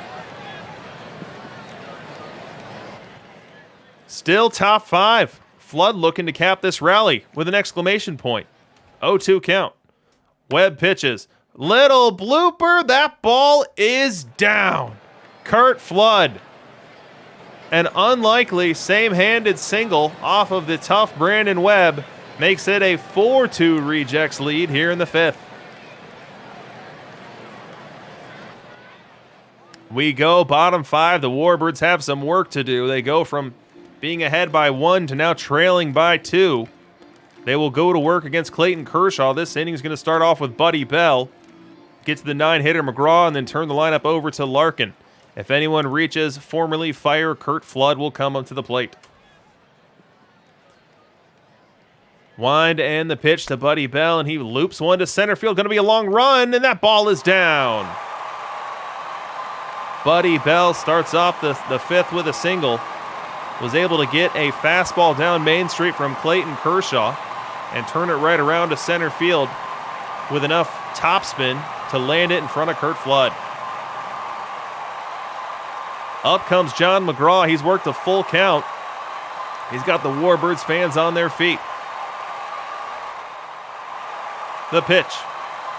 Line drive right field. Base hit. Buddy Bell will stop at second. Warbirds in business here. 2 on, nobody out. 3-1 count now for Larkin. Larkin, a great hitter versus left-hand pitching. He's facing one right now in Kershaw, the pitch. Ball 4. They are now loaded here in San Angelo. This stadium is thumping. They will be loaded for Curt Flood. The infield comes in. Let's set up the matchup analyzer to see what we're looking at. Clayton Kershaw versus right. Curt Flood versus left. A huge advantage to the hitter on this one. The pitch. Little blooper on the infield into foul territory. Who's going to grab it?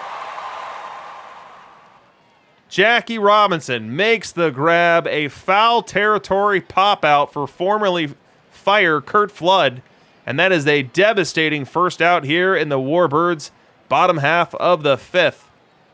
The pressure now shifts to Dave Winfield, and also an excellent versus left hitter. Let's check him out in our matchup analyzer. We see he comes in with a 19.09 bat R, driven by a 501 slugging percentage.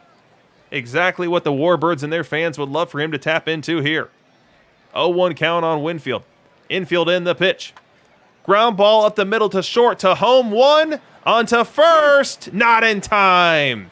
Dave Winfield just able to beat out the throw and prevent the 6-2-3 double play, but retired on the play is Buddy Bell at home, and the Warbirds, despite loading the bases with nobody out, now sit here with 2 outs, searching for their first run of the inning. Will Harry Heilman be the one who brings it? The Warbirds fans certainly hope so. They are on their feet now, cheering for him. He's got a 2-2 count. He's got a massive advantage in the matchup analyzer here. One of the very best versus left bats in all of Perfect Team. His Warbirds and his Warbirds fans need him to come through here in the 5th. The pitch. Line drive right field and throw. Mcgraw scores. Here comes Larkin. The throw home. Not in time, and we're tied.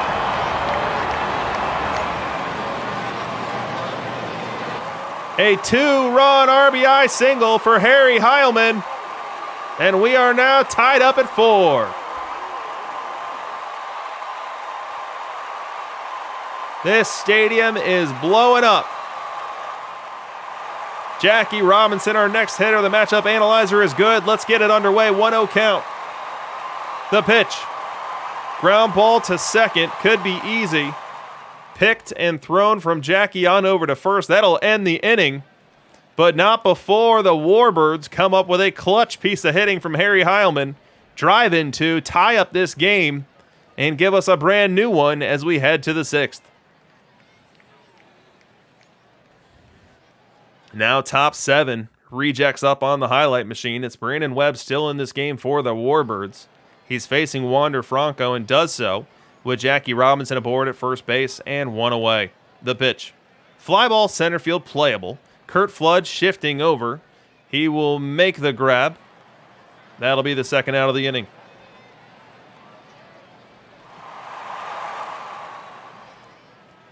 Ned Hanlon now represents the 2-out batter for the Rejects. Webb will face him. The pitch, runner goes. Jackie Robinson will steal second without a throw. Del Crandall unable to get that one out of his glove. He was a little tied up on a sinker that had a lot of movement on the outer corner of the plate, unable to get the transition and transfer down. And with it, Jackie Robinson steals second without a throw. Now puts himself into scoring position as Hanlon bats here in the 7th. 1-2 count, and that's going to bring the fans to their feet. They want Brandon Webb to cap off this 7th with a strikeout, get out of this jam, and give the home team a chance to take the lead in the bottom half. Let's see if he can do so. The pitch. Ground ball up the middle. Going to be a tough play. Picked it short. No play for Larkin. That's going to be an infield hit for Ned Hanlon. It's going to keep this inning alive for Del Crandall. He bats here against Brandon Webb. 1-0 count against him. And the pitch. Crandall to third. Picked it at third base. Throw on over to second. In time. That will end the 7th. The Rejects strand 2. And we head to the bottom half. Rejects 4, Warbirds 4.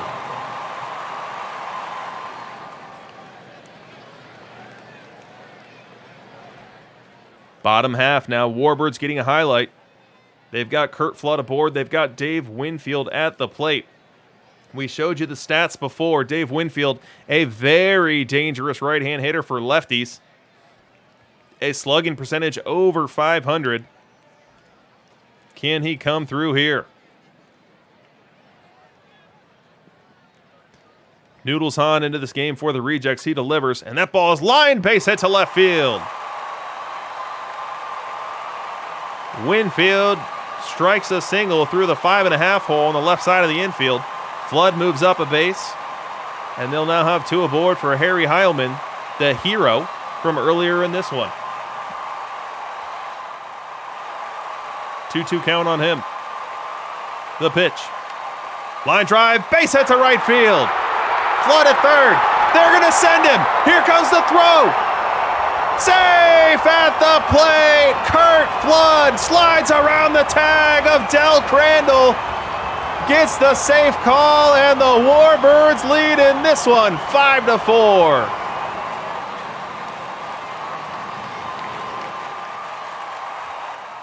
We move to the top of the 8th, and somehow still in this game is Brandon Webb. Came into this game very early, and he's still sticking to it. He will face Ozzie Smith to lead off this 8th inning. The wind and the pitch. Ozzie lines this one to first. Easy pitch, or easy pick for Harry Heilman. Take it to the bag himself.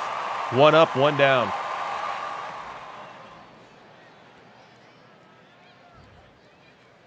Kershaw now facing Tim Raines with 2 away. 3-1 count. Wind and the pitch. That's ball 4. A very dangerous base runner has just worked a 5-pitch walk. Let's see if the Rejects put him in motion here with Mcgraw, Rose, and Jackie Robinson do with 2 outs here in the 8th.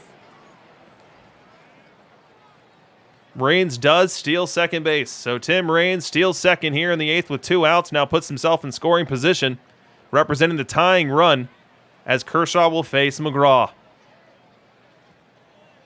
The pitch to Mcgraw. Grounder out in front of home. Kershaw's got it. Throw to first. Not in time. John Mcgraw hustling the whole way. Able to beat out the infield single. Clayton Kershaw was quick off the mound. Got to it, but did not get a firm, clean grasp on it. His throw to first came in more like a changeup than a heater, and that was the difference. John Mcgraw legs out the infield single. Keeps this 8th inning alive for Pete Rose. Now Pete Rose bats. He's down on the count, 1-2. Fans come to their feet looking to get out of this 8th inning, looking to preserve this lead. Can Kershaw deliver?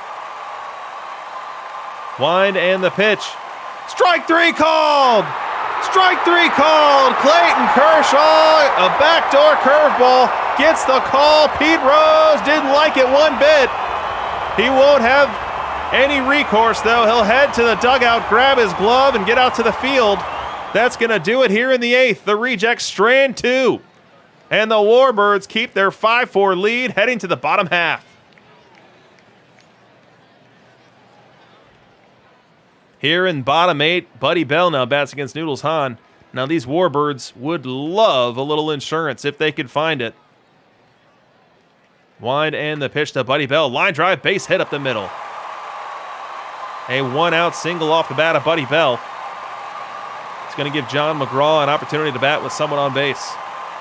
He does so and reaches, as does Larkin, which sets up a bases-loaded opportunity for Oscar Charleston. Let's set up our matchup analyzer in this big moment here.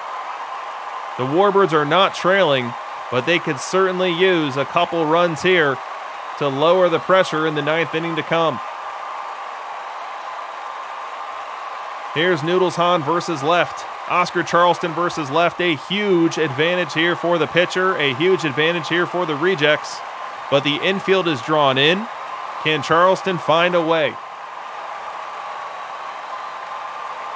Noodles Hahn comes set. Delivers. Ground ball first base and through! Buddy Bell scores! Mcgraw scores! Larkin to third. Charleston to second. It's 7-4 Warbirds.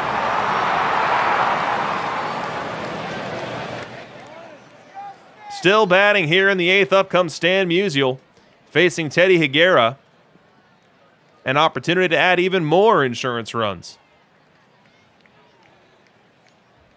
And the pitch to Musial. Line drive up the middle. Base hit. Scoring is Larkin. Scoring is Charleston. The Warbirds are pouring it on in the 8th. Make it 9-4. We go top 9. It's all over but the shouting. Warbirds fans on their feet looking for Kershaw to put away Del Crandall and put a bow on this pivotal Game 5. Let's see if he can do it here on this 1-2 pitch. Wind. The pitch. Fly ball left field. Well hit. Going back is Musial. Back at the wall. He makes the grab. The San Angelo Warbirds win Game 5 of your 2040 Perfect League World Series by a final score of 9-4. A back-and-forth affair. Another game where the final score doesn't necessarily capture the drama of the moment. Put some fireworks for the Warbirds here. They will now head back to Iowa, and if they can find one win in 2 games, they will be your World Series champs. On the other hand, the Rejects, a team that won over 70% of their home games, if they can just protect this house, protect their home field, protect their cornfield, they themselves will be Perfect League champions. We are 10 minutes from finding out which way it's going to go.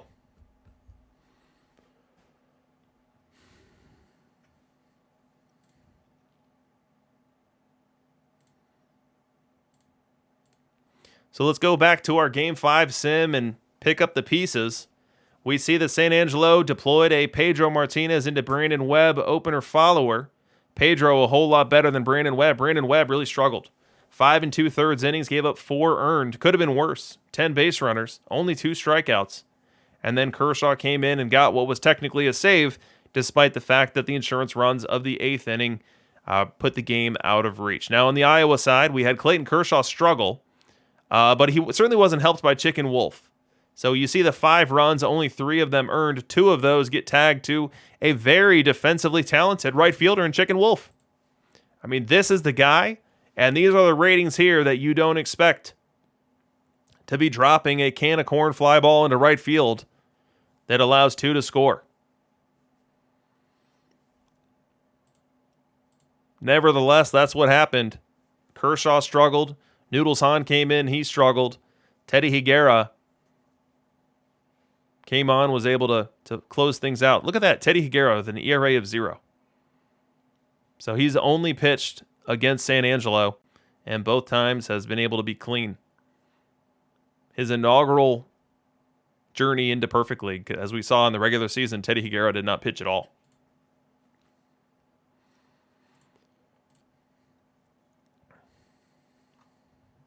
So what's going to happen in Game 6? That's what we're going to find out in 7 minutes. The Warbirds 1 victory away from a Perfect League championship, Perfect League World Series. The Rejects needing 2 home victories to reverse course and claim it themselves. Probable starters for Game 6. We have Vida Blue scheduled to go for San Angelo. We have Jerry Royce, number 1 starter, scheduled to go for the Cornfield Rejects. Now, Jerry Royce was 4-0 until the Warbirds teed off on him in game number 2. Let's see if they're able to do it again in game number 6. And let's not forget what's waiting for us in Game 7 if we get there. Now, in Game 3, Johan Santana shut down the Warbirds, similar to how he shut down Pidge and shut down the Nomads twice. And he is your Game 7 starter for the Rejects if we play one.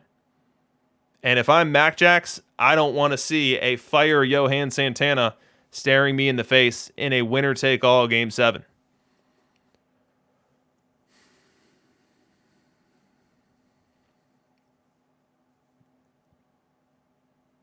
But Vida Blue scheduled to go for the Warbirds.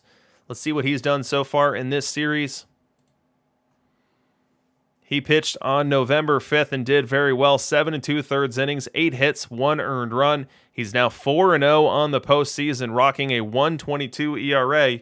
If MacJax has his own version of the Cornfield Johan, it's the Warbird Vida Blue. And Vida Blue now vying for his 5th postseason victory and one that would go down in Warbird history.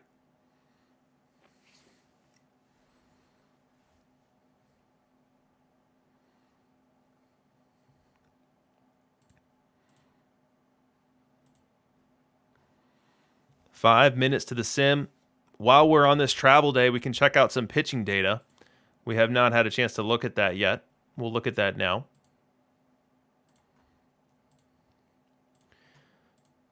So the winner of the week in run prevention with a minimum threshold of 200 innings pitched is none other than Bartolo Colon.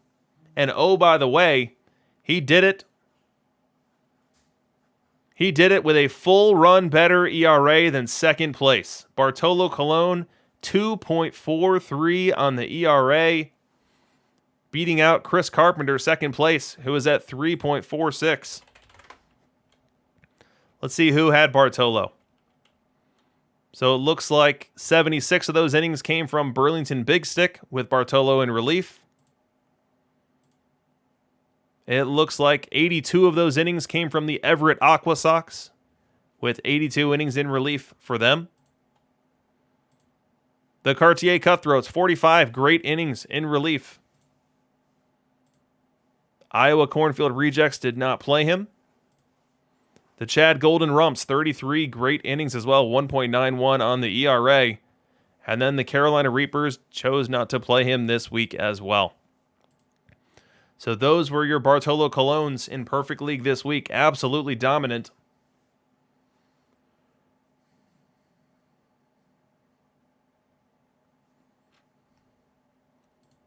As we move down the list, what I'll do is I'll highlight the new cards. We have Brandon Webb showing up in 3rd. We have Gaylord Perry in 4th. Felix Hernandez here in 6th. Deacon Philippe right behind him. Vida Blue. I mean, if you didn't know that we had a fire drop on Thursday, this should be all the evidence that you need. So what is that? That is 5 of the top 10, or is that 5 of the top 11? That's 5 of the top 10 pitchers in run prevention this week were dropped on us on Thursday night.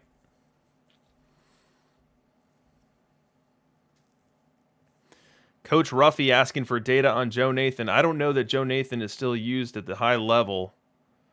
Yeah, Joe Nathan is not above my sample size threshold to be able to say anything about him.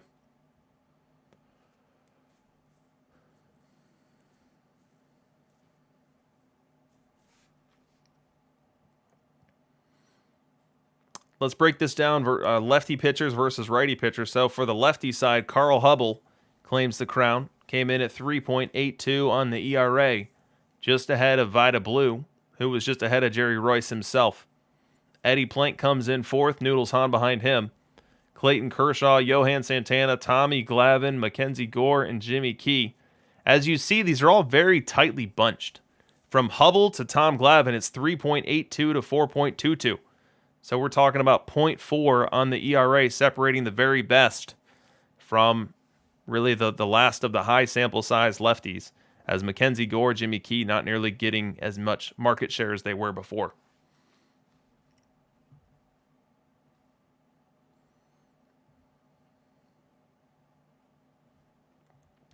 We've got questions about Fergie Jenkins. Let's see if we've got Fergie, enough data for Fergie Ferg. Looks like we don't. So Fergie did not get 200 innings between Thursday and today. Let's see if he got 100. He did not. So Fergie Jenkins not being trusted yet by Perfect League teams. We'll see if next week changes that.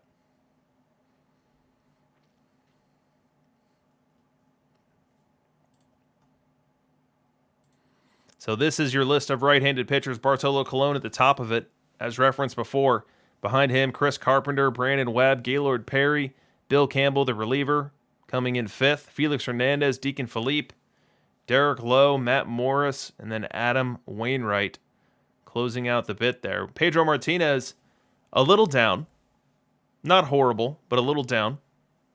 But we are watching the degradation of some of our classic arms. As you look at Cy Young and the pitcher decay chart that I have up right now, we see that he's down to 4.7 on the ERA after being able to live sub 4 in early Perfect League.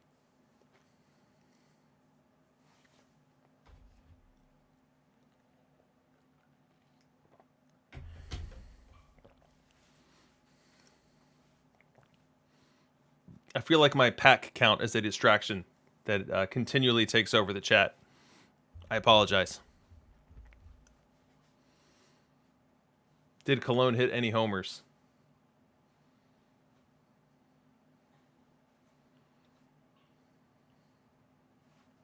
So we are now simming for Game 6. One of two things is going to happen here. We're either going to crown a champion, or we are going to be setting up the spiciest of Game 7 matchups with a fire Johan going up against a doggone good Jerry Royce for the Warbirds.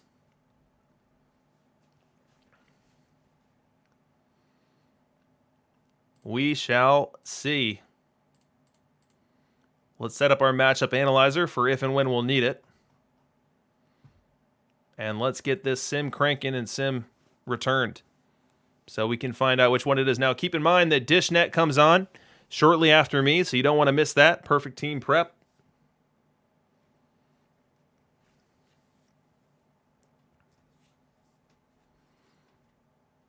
Also, we're going to crown our winner from the Bracket Challenge. So for anyone listening who doesn't know what the Bracket Challenge is, it could be that you're not either on the Discord or don't frequent it. But what we did, and bad timing on the sim coming in, is we put out an empty bracket, just like you would for college basketball and March Madness.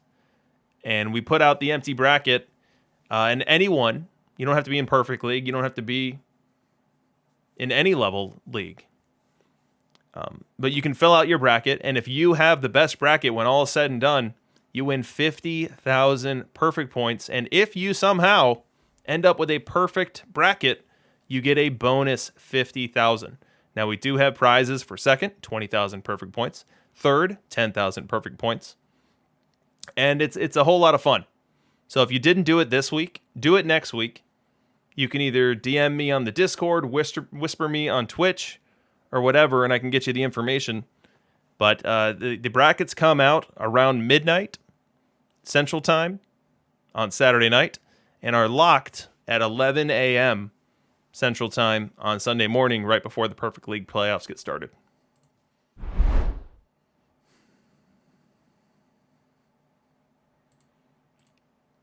So Jay Comey asking how I get this many packs. Well, for a while I was up against my limit. I was at the 10,000 cards, and so I couldn't open them. I've done some quick selling since then, so I technically could open them, but I'm just kind of sitting on them. Playing tourneys, stacking them up whenever I can with tourneys, and growing from there. Ludwig asking if the bracket's only for DLL. No, this is for PEL. So Perfect League playoffs, and anyone can fill it out.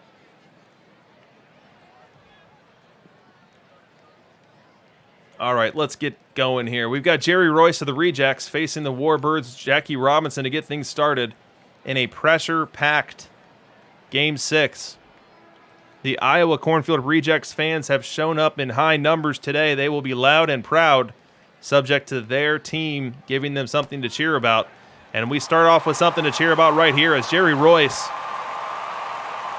drops a beautiful curveball in on Jackie Robinson. Gets the swing, gets the miss. We've got one up and one down, and this game number 6 is underway. Top 3 now. We've got a highlight for the Warbirds. We've got Buddy Bell batting against Jerry Royce. And look at Del Crandall. Del Crandall is tired despite having an off day. So the Rejects have been throwing lefty starters every game. And even with the travel day, Crandall is not at full fatigue level. Interesting to see. Let's get started here with Buddy Bell here in the third. Ground ball, base hit down the left field line. That's going for extras. Buddy Bell makes the turn. He'll head to second base, slide in there. A leadoff double for the Warbirds as they go to work here in the third.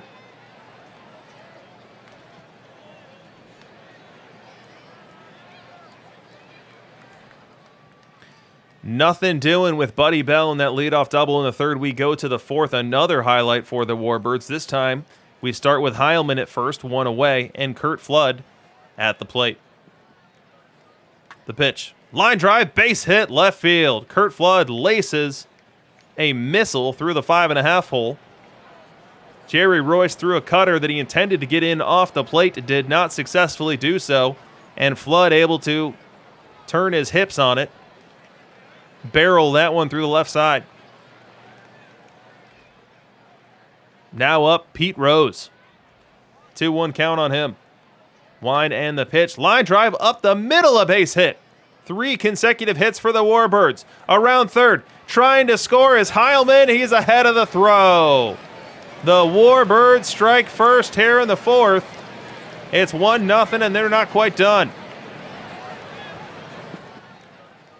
We go bottom 4 as the Warbirds unable to capitalize on that 2-on, 1-out continuation of that rally. And now Vida Blue will face Pete Rose. Blue rocks, fires, and Pete Rose crushes this one to the opposite field. That ball's going to the wall. Giving chase and grabbing it is Flood. He grabs it, fires it in, will keep Rose to a double. But the Rejects have the man in scoring position here with nobody out here in the fourth. The first hit of the game for the Rejects, and it goes for extra bases. Still here in the fourth, Rose now at third base. Vida Blue pitching to Wander Franco. The infield has come in. They are looking to make a play on Rose at the plate. The pitch to Franco. Ground ball to third. He's going to try to score, and it gets away. Buddy Bell makes an error. Buddy Bell trying to aggressively field it and fire home in the same motion. Boots it. That'll be an error. Pete Rose scores on the play. The Rejects were playing with the contact play. The moment Franco put the bat on the ball, Rose was in motion heading towards home. Perhaps was a factor in Buddy Bell rushing that one. So instead of just getting Franco at first, Buddy Bell gets no one. And it's now tied up here in the fourth.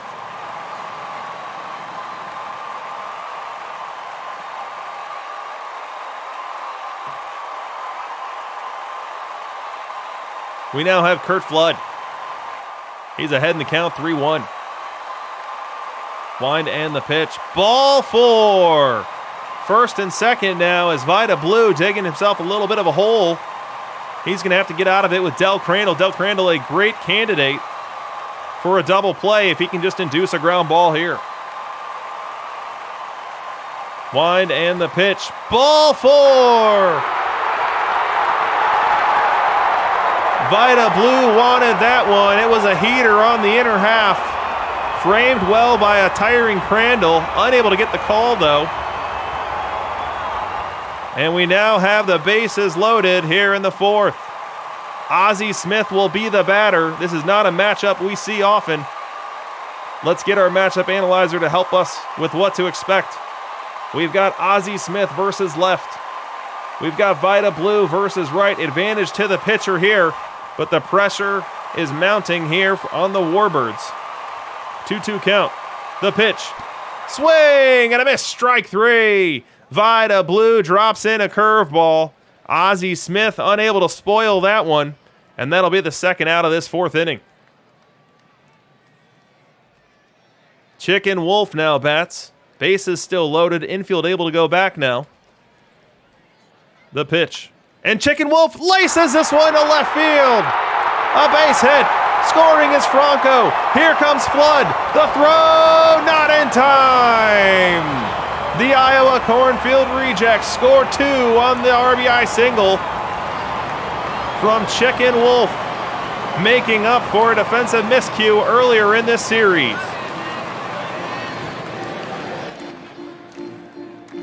We go top 6. Now the Rejects looking to just protect their 2-run lead. They've gotten it on only 2 hits, while the Warbirds, with their 5 hits, stuck at 1. Jerry Royce faces Harry Heilman, a batter he had a lot of trouble with in Game 2 of this series. Wind and the pitch, and that's ball 4, a leadoff walk for Heilman. It's going to bring up Flood, Rose, and Crandall. Bell if anyone reaches. Flood down on the count, 1-2. The pitch. Little blooper. Left field, tough play. That ball's going to get down. Harry Heilman will stop at second. It's a leadoff walk and then a single for Curt Flood, setting up a dangerous rally here for the Warbirds. Pete Rose steps in. Down on the count, 0-2 to Royce. The wind and the pitch. Strike 3 called.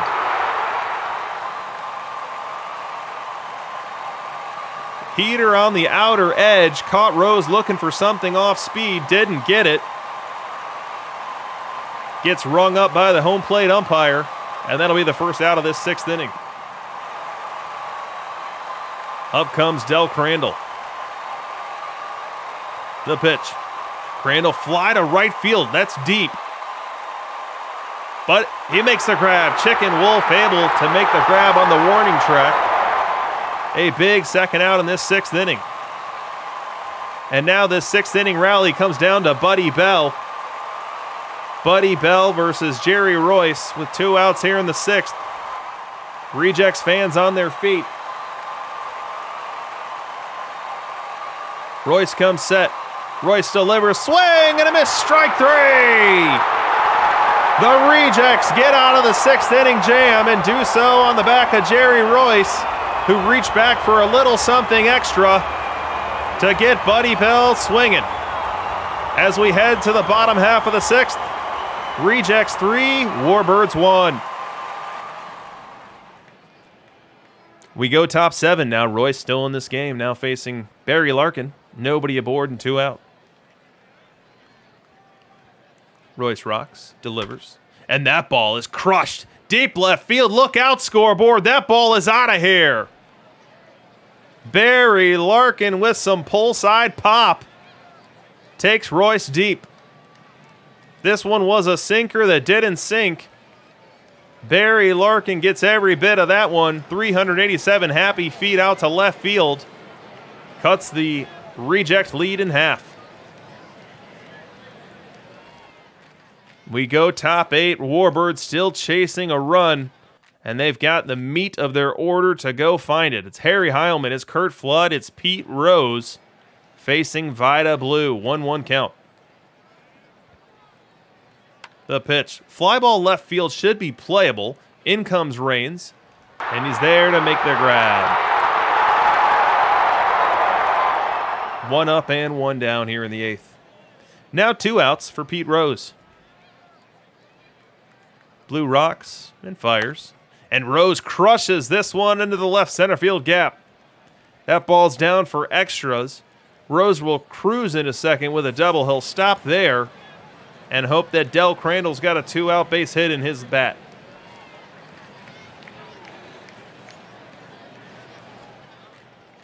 Crandall down on the count, 1-2. It's going to bring the Rejects fans to their feet, looking for that strikeout here in this 8th inning. Blue comes set.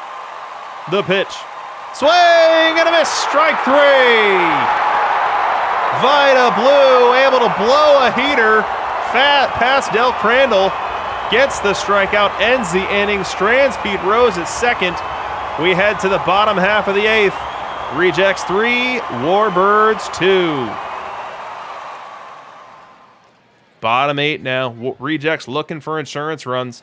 They'll have to do so against a new Warbird pitcher. Into this game comes Gaylord Perry, and he's facing Jackie Robinson. 1-1 count. And the pitch.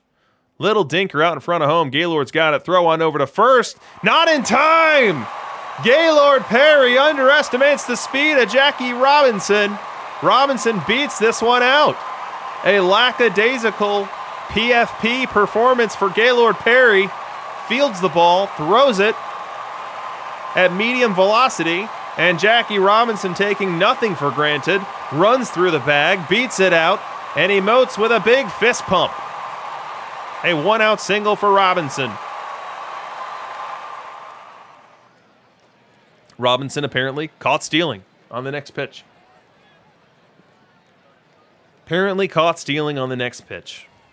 Well, anyways, Wander Franco now bats with 2 outs.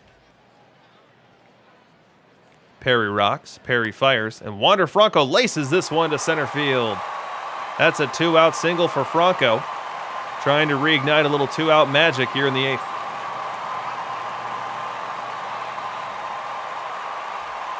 We go top 9, folks, and the stakes couldn't be higher. We've got the Cornfield Rejects protecting a 1-run lead. If they're able to do so successfully, we go to a Game 7 where they can deploy their Fire Johan Santana. If they cannot protect this lead, which will be difficult as Buddy Bell kills lefties, John Mcgraw's a great hitter, and then the lineup turns over, then Mac Jacks and his Warbirds will be in position to steal this Game 6 late. Let's get this one underway. The Rejects on their feet, trying to coax the home team to this difficult and tight Game 6 victory. The pitch to Bell. Ground ball to second. He's got it. Throw on over to first in time. 1 up and 1 down. Buddy Bell grounds out to second base. Jackie Robinson, easy pitch and easy catch. Now 1 away in the inning for John Mcgraw. 0-2 count on him. Blue rocks, Blue fires, and he gets the strikeout. An 80-mile-an-hour changeup dropped on the outer half, caught John Mcgraw guessing for something else. And that's the second out of this 9th inning. Jackie Robinson now bats as the last and final hope for the Warbirds, trying to avoid going to a winner-take-all Game 7. He faces Vida Blue here. 2-1 count. The pitch. Ground ball, second base. Jackie's got it. Throw to first in time.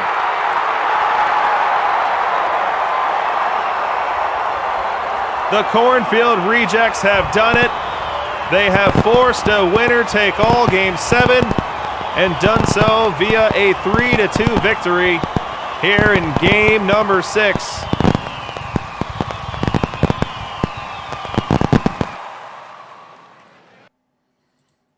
A nail-biter game if we've ever seen one.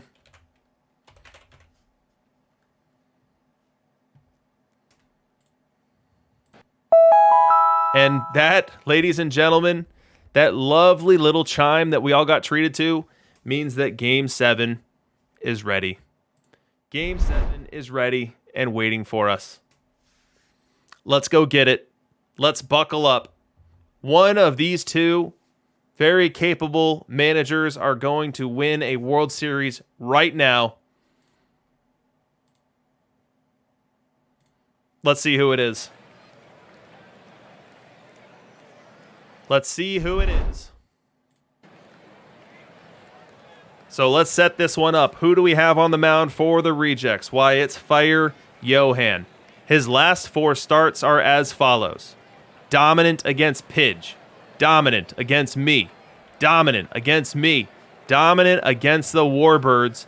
He is now trying to go 5 for 5 and serve his Rejects as their potential MVP and help them hoist the trophy. On the other side, the Warbirds are looking at a 2 lefty lineup. So Dell finally gets the day off. Dell Crandall, who was tiring in Game 6, finally gets out of that lineup into Game 7. Bill Dickey comes in. Now, Bill Dickey's going to love this stadium. Bill Dickey is a lefty. Lefties get the 1.1 boost here. Maybe we see a little same-side magic for Bill Dickey down lineup. But let's get started. First things first, Barry Larkin steps in for the Warbirds.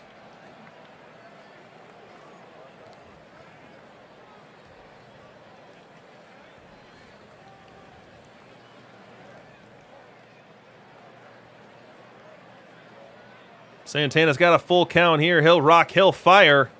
Ground ball to second. Picked by Jackie. Throw on over to first. 1 up, 1 down. And with that, folks, we are underway. It is Game 7 of the 2040 Perfect League World Series. The winner of this game is the winner of Perfect League. Let's go. We go bottom 3, and the Rejects have a rally. They've got their Chicken Wolf on board at second, seemingly with a leadoff double. They've got Tim Raines at the plate, batting with nobody out. Royce Wines delivers, and this ball is crushed. Deep left field. Back, gone! Chicken Wolf delivers the bacon in Game 7. 2-0 Rejects.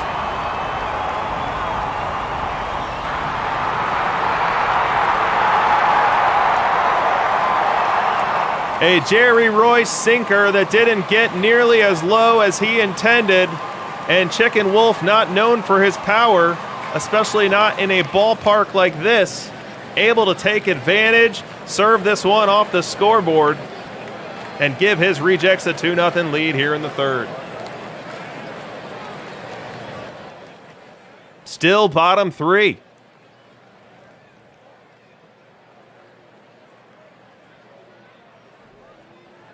Pete Rose bats.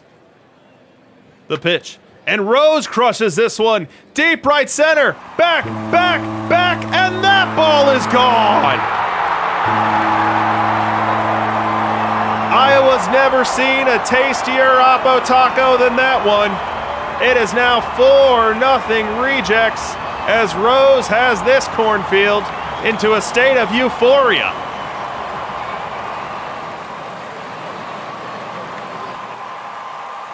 Uh-oh, here come the off-camera runs, and they're coming in bunches. What was 4-0 is now 7-2. It is the top of the 6th, and Fire Johan is in trouble. Fire Johan, even though he's cooking with a 5-run lead here, has 2 aboard, 1 out, and Pete Rose at the plate. He's looking for the double play ball. Let's see if he can find it. The pitch. That's a ball 4. It's going to load him up for Buddy Bell. Now, Buddy Bell, a great hitter versus left-hand pitching. Let's use the matchup analyzer to show you just how good.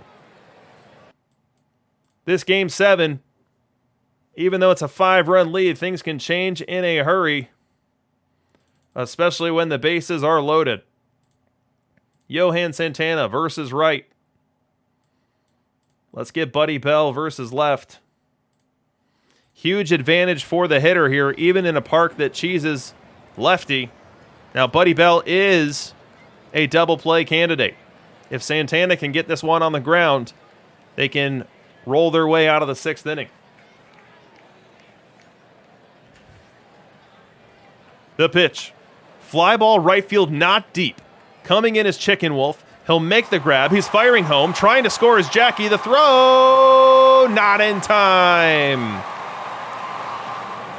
A trade the Rejects are willing to make here. It's now 7-3 on the sac fly from Buddy Bell. And so Bill Dickey gets aboard. Bill Dickey gets an RBI single that happens off camera, scores another run, make it 7-4, and now Adam Wainwright comes into this game for Fire Johan. So Johan, unable to duplicate his Herculean efforts from earlier on this postseason, will now yield and give this game to Adam Wainwright, one of Iowa's relief aces, and he'll face John Mcgraw here in the 6th. 1-0 count, 2 board.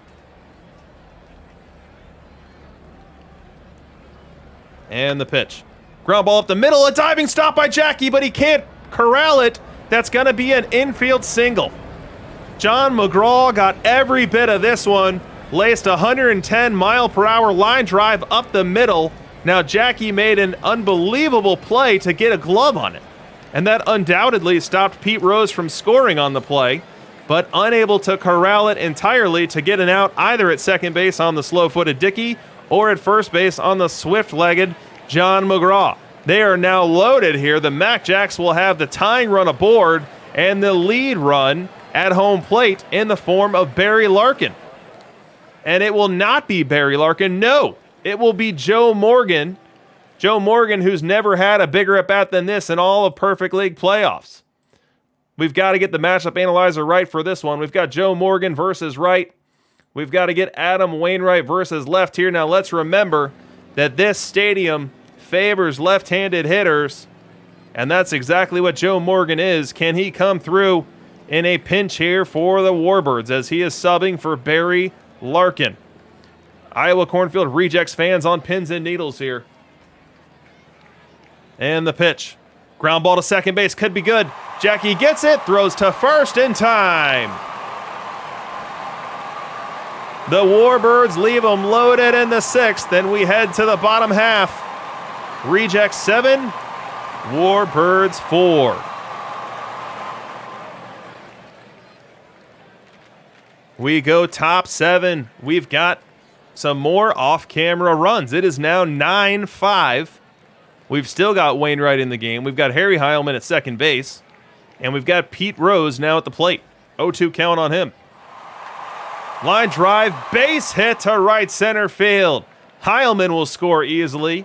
Pete Rose will head on into second base with a stand-up double.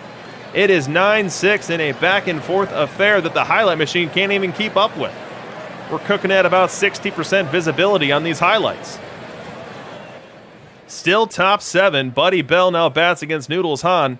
Noodles Hahn is one of the triumvirate lefty stoppers for the Rejects, and that's exactly what they're asking him to do here, is stop. Stop the Warbirds where they're at and end this rally.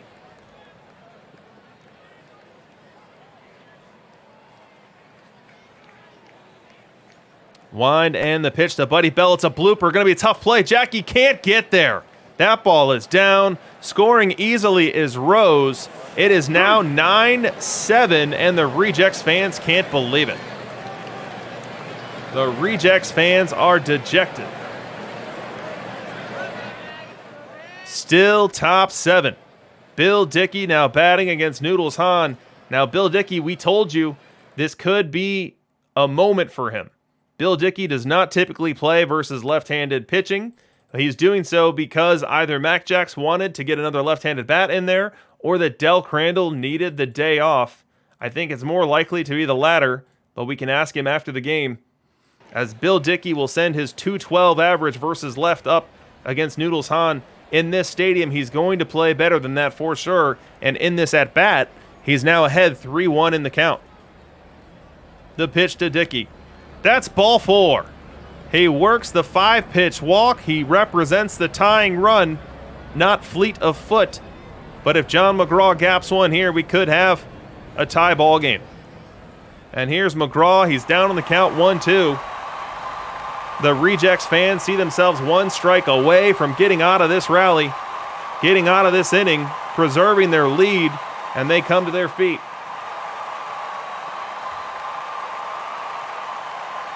The wind, the pitch, ground ball to short, played, throw to second in time. Ozzie Smith makes the play on over to Jackie Robinson, ends the threat, strands 2 runners, And we'll head to the bottom half with the Rejects clinging to their 2-run lead in this explosive Game 7.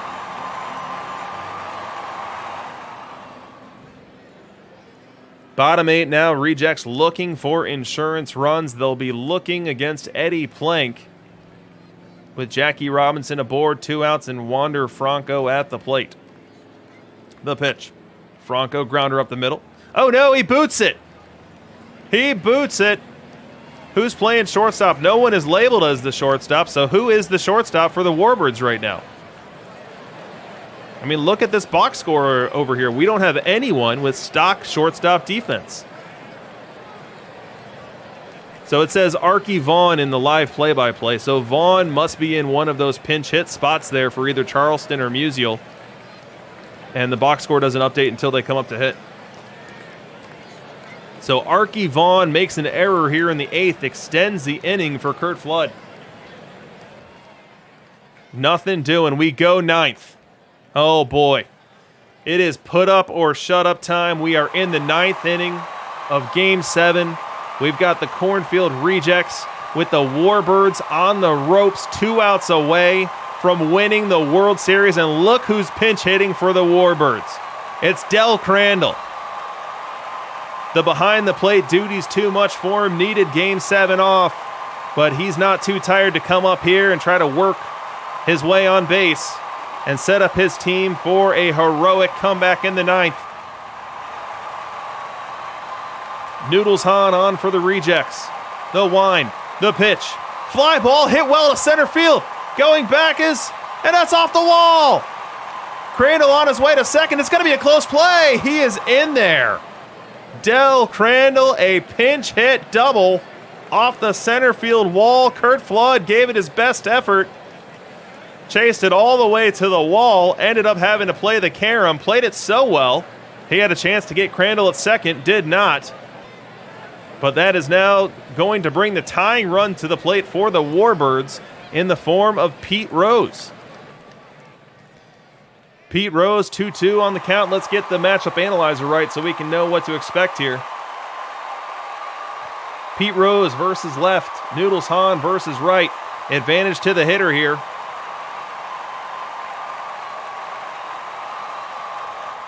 Rejects fans on their feet.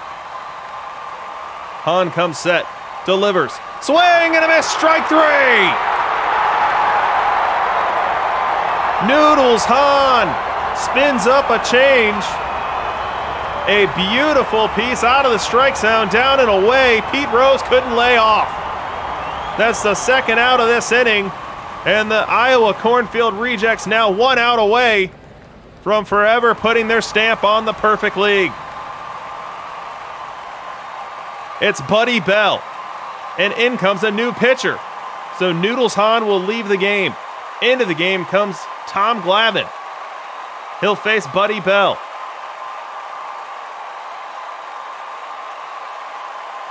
Advantage to Buddy Bell. He loves hitting left-handed pitching. He's got a .451 slugging percentage. Not out of the question for him to get into one here. That scoreboard is an ever-inviting target down that left field line.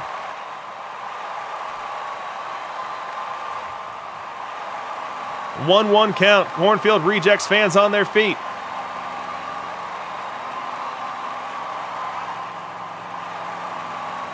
The pitch. Little blooper, right field and down. Buddy Bell comes through. Holding at third is Crandall. His run doesn't matter. But Buddy Bell comes through with an opposite field single. He is a slow runner, but he does represent the tying run. And look who comes to the plate. It's Bill Dickey. Pressed into starting position due to fatigue. Bill Dickey will now bat versus left. And Tom Glavine will be able to shift to his strong split versus left as well.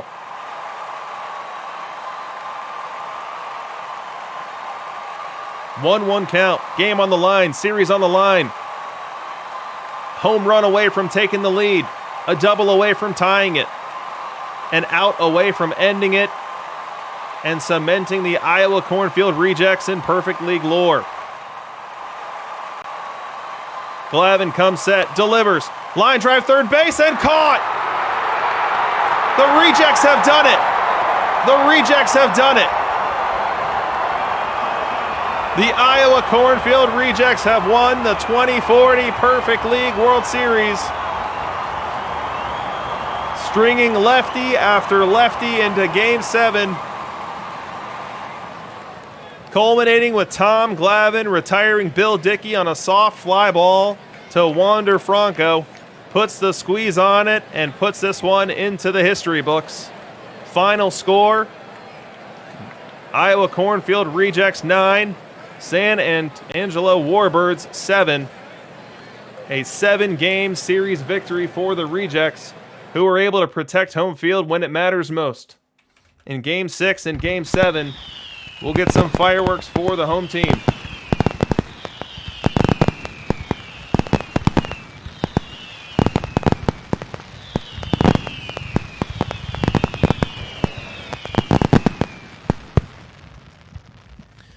A wild Game 7 that saw 16 runs scored between the two teams. Saw Fire Johan have an off performance. 11 base runners, luckily for him in the cornfield. Only 4 of them scored. Adam Wainwright came in and poured some gasoline on it. That didn't help much. But the Noodles Hahn and Tom Glavine, 2 of the 3 members of the stopper triumvirate of the cornfield, were able to get the game back on the rails and close it on down. On the other side of things, San Angelo saw themselves with some pitching problems. Jerry Royce could not get it done. Could only go 12 batters, gave up 4 earned, 2 dingers, and got the early hook. In came Adam Wainwright, wasn't much better, and worst of all was Tom Glavine, who couldn't even get through 2 innings. By the time Eddie Plank came on for 2 1/3 clean, it was too late. In the box score here, Pete Rose, 3 hits, 3 ribbies for the cornfield, scoring 2 runs himself. Not to be outdone by Chicken Wolf and his 4-for-4 performance, a .317 average on the postseason for Chicken Wolf. So let us update the bracket and see who ended up being our ultimate winner.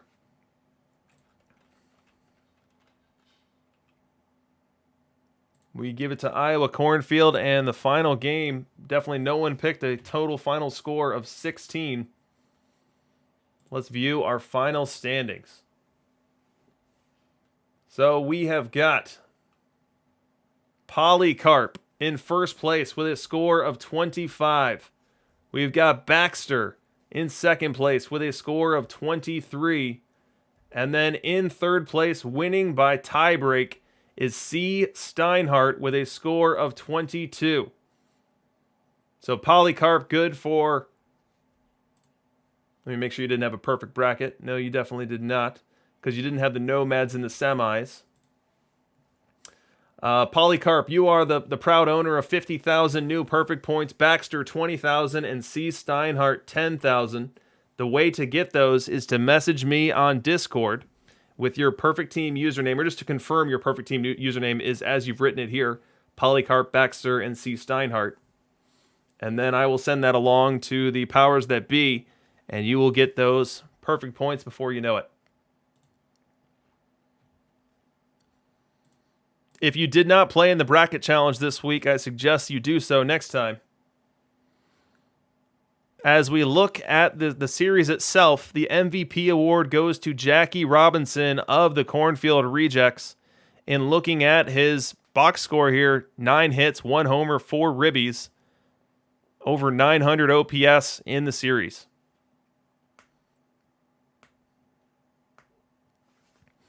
So let's take a final glance at our playoff tree. Congratulations to the Cornfield Rejects. You knocked out a lot of people on your way. You took the Law Blogs down. You took Pidge down in straight sets. You broke my heart in the semis. And then you took down Mac in the World Series in 7 after yielding the first 2 games at home. A roaring comeback. So kudos to you. Kudos to you, Mac Jacks, for making it to the final. I know this wasn't the outcome you wanted, but you will definitely have an opportunity, as does everyone else on the screen here, to make amends next week, as these 16 teams will be right back in the Perfect League, and they will be joined by each of the 24 Diamond League champions to form the next 2040 Perfect League World Series. So keep an eye on the Discord. I'll be posting some market share data. I'll be posting some all-time wins leaderboards data, as we're doing a much better job this year than we did last year of keeping track of that type of global data and having some leaderboards. But this is going to do it, guys. That's it for the 2040 Perfect League World Series. Definitely did not disappoint, as it never does. So be sure to join us next week for the 2041 Perfect League World Series. I have been your host, DRC, and it's been my pleasure to bring this broadcast to you. I thank you all for being part of it, and we'll do it again next week.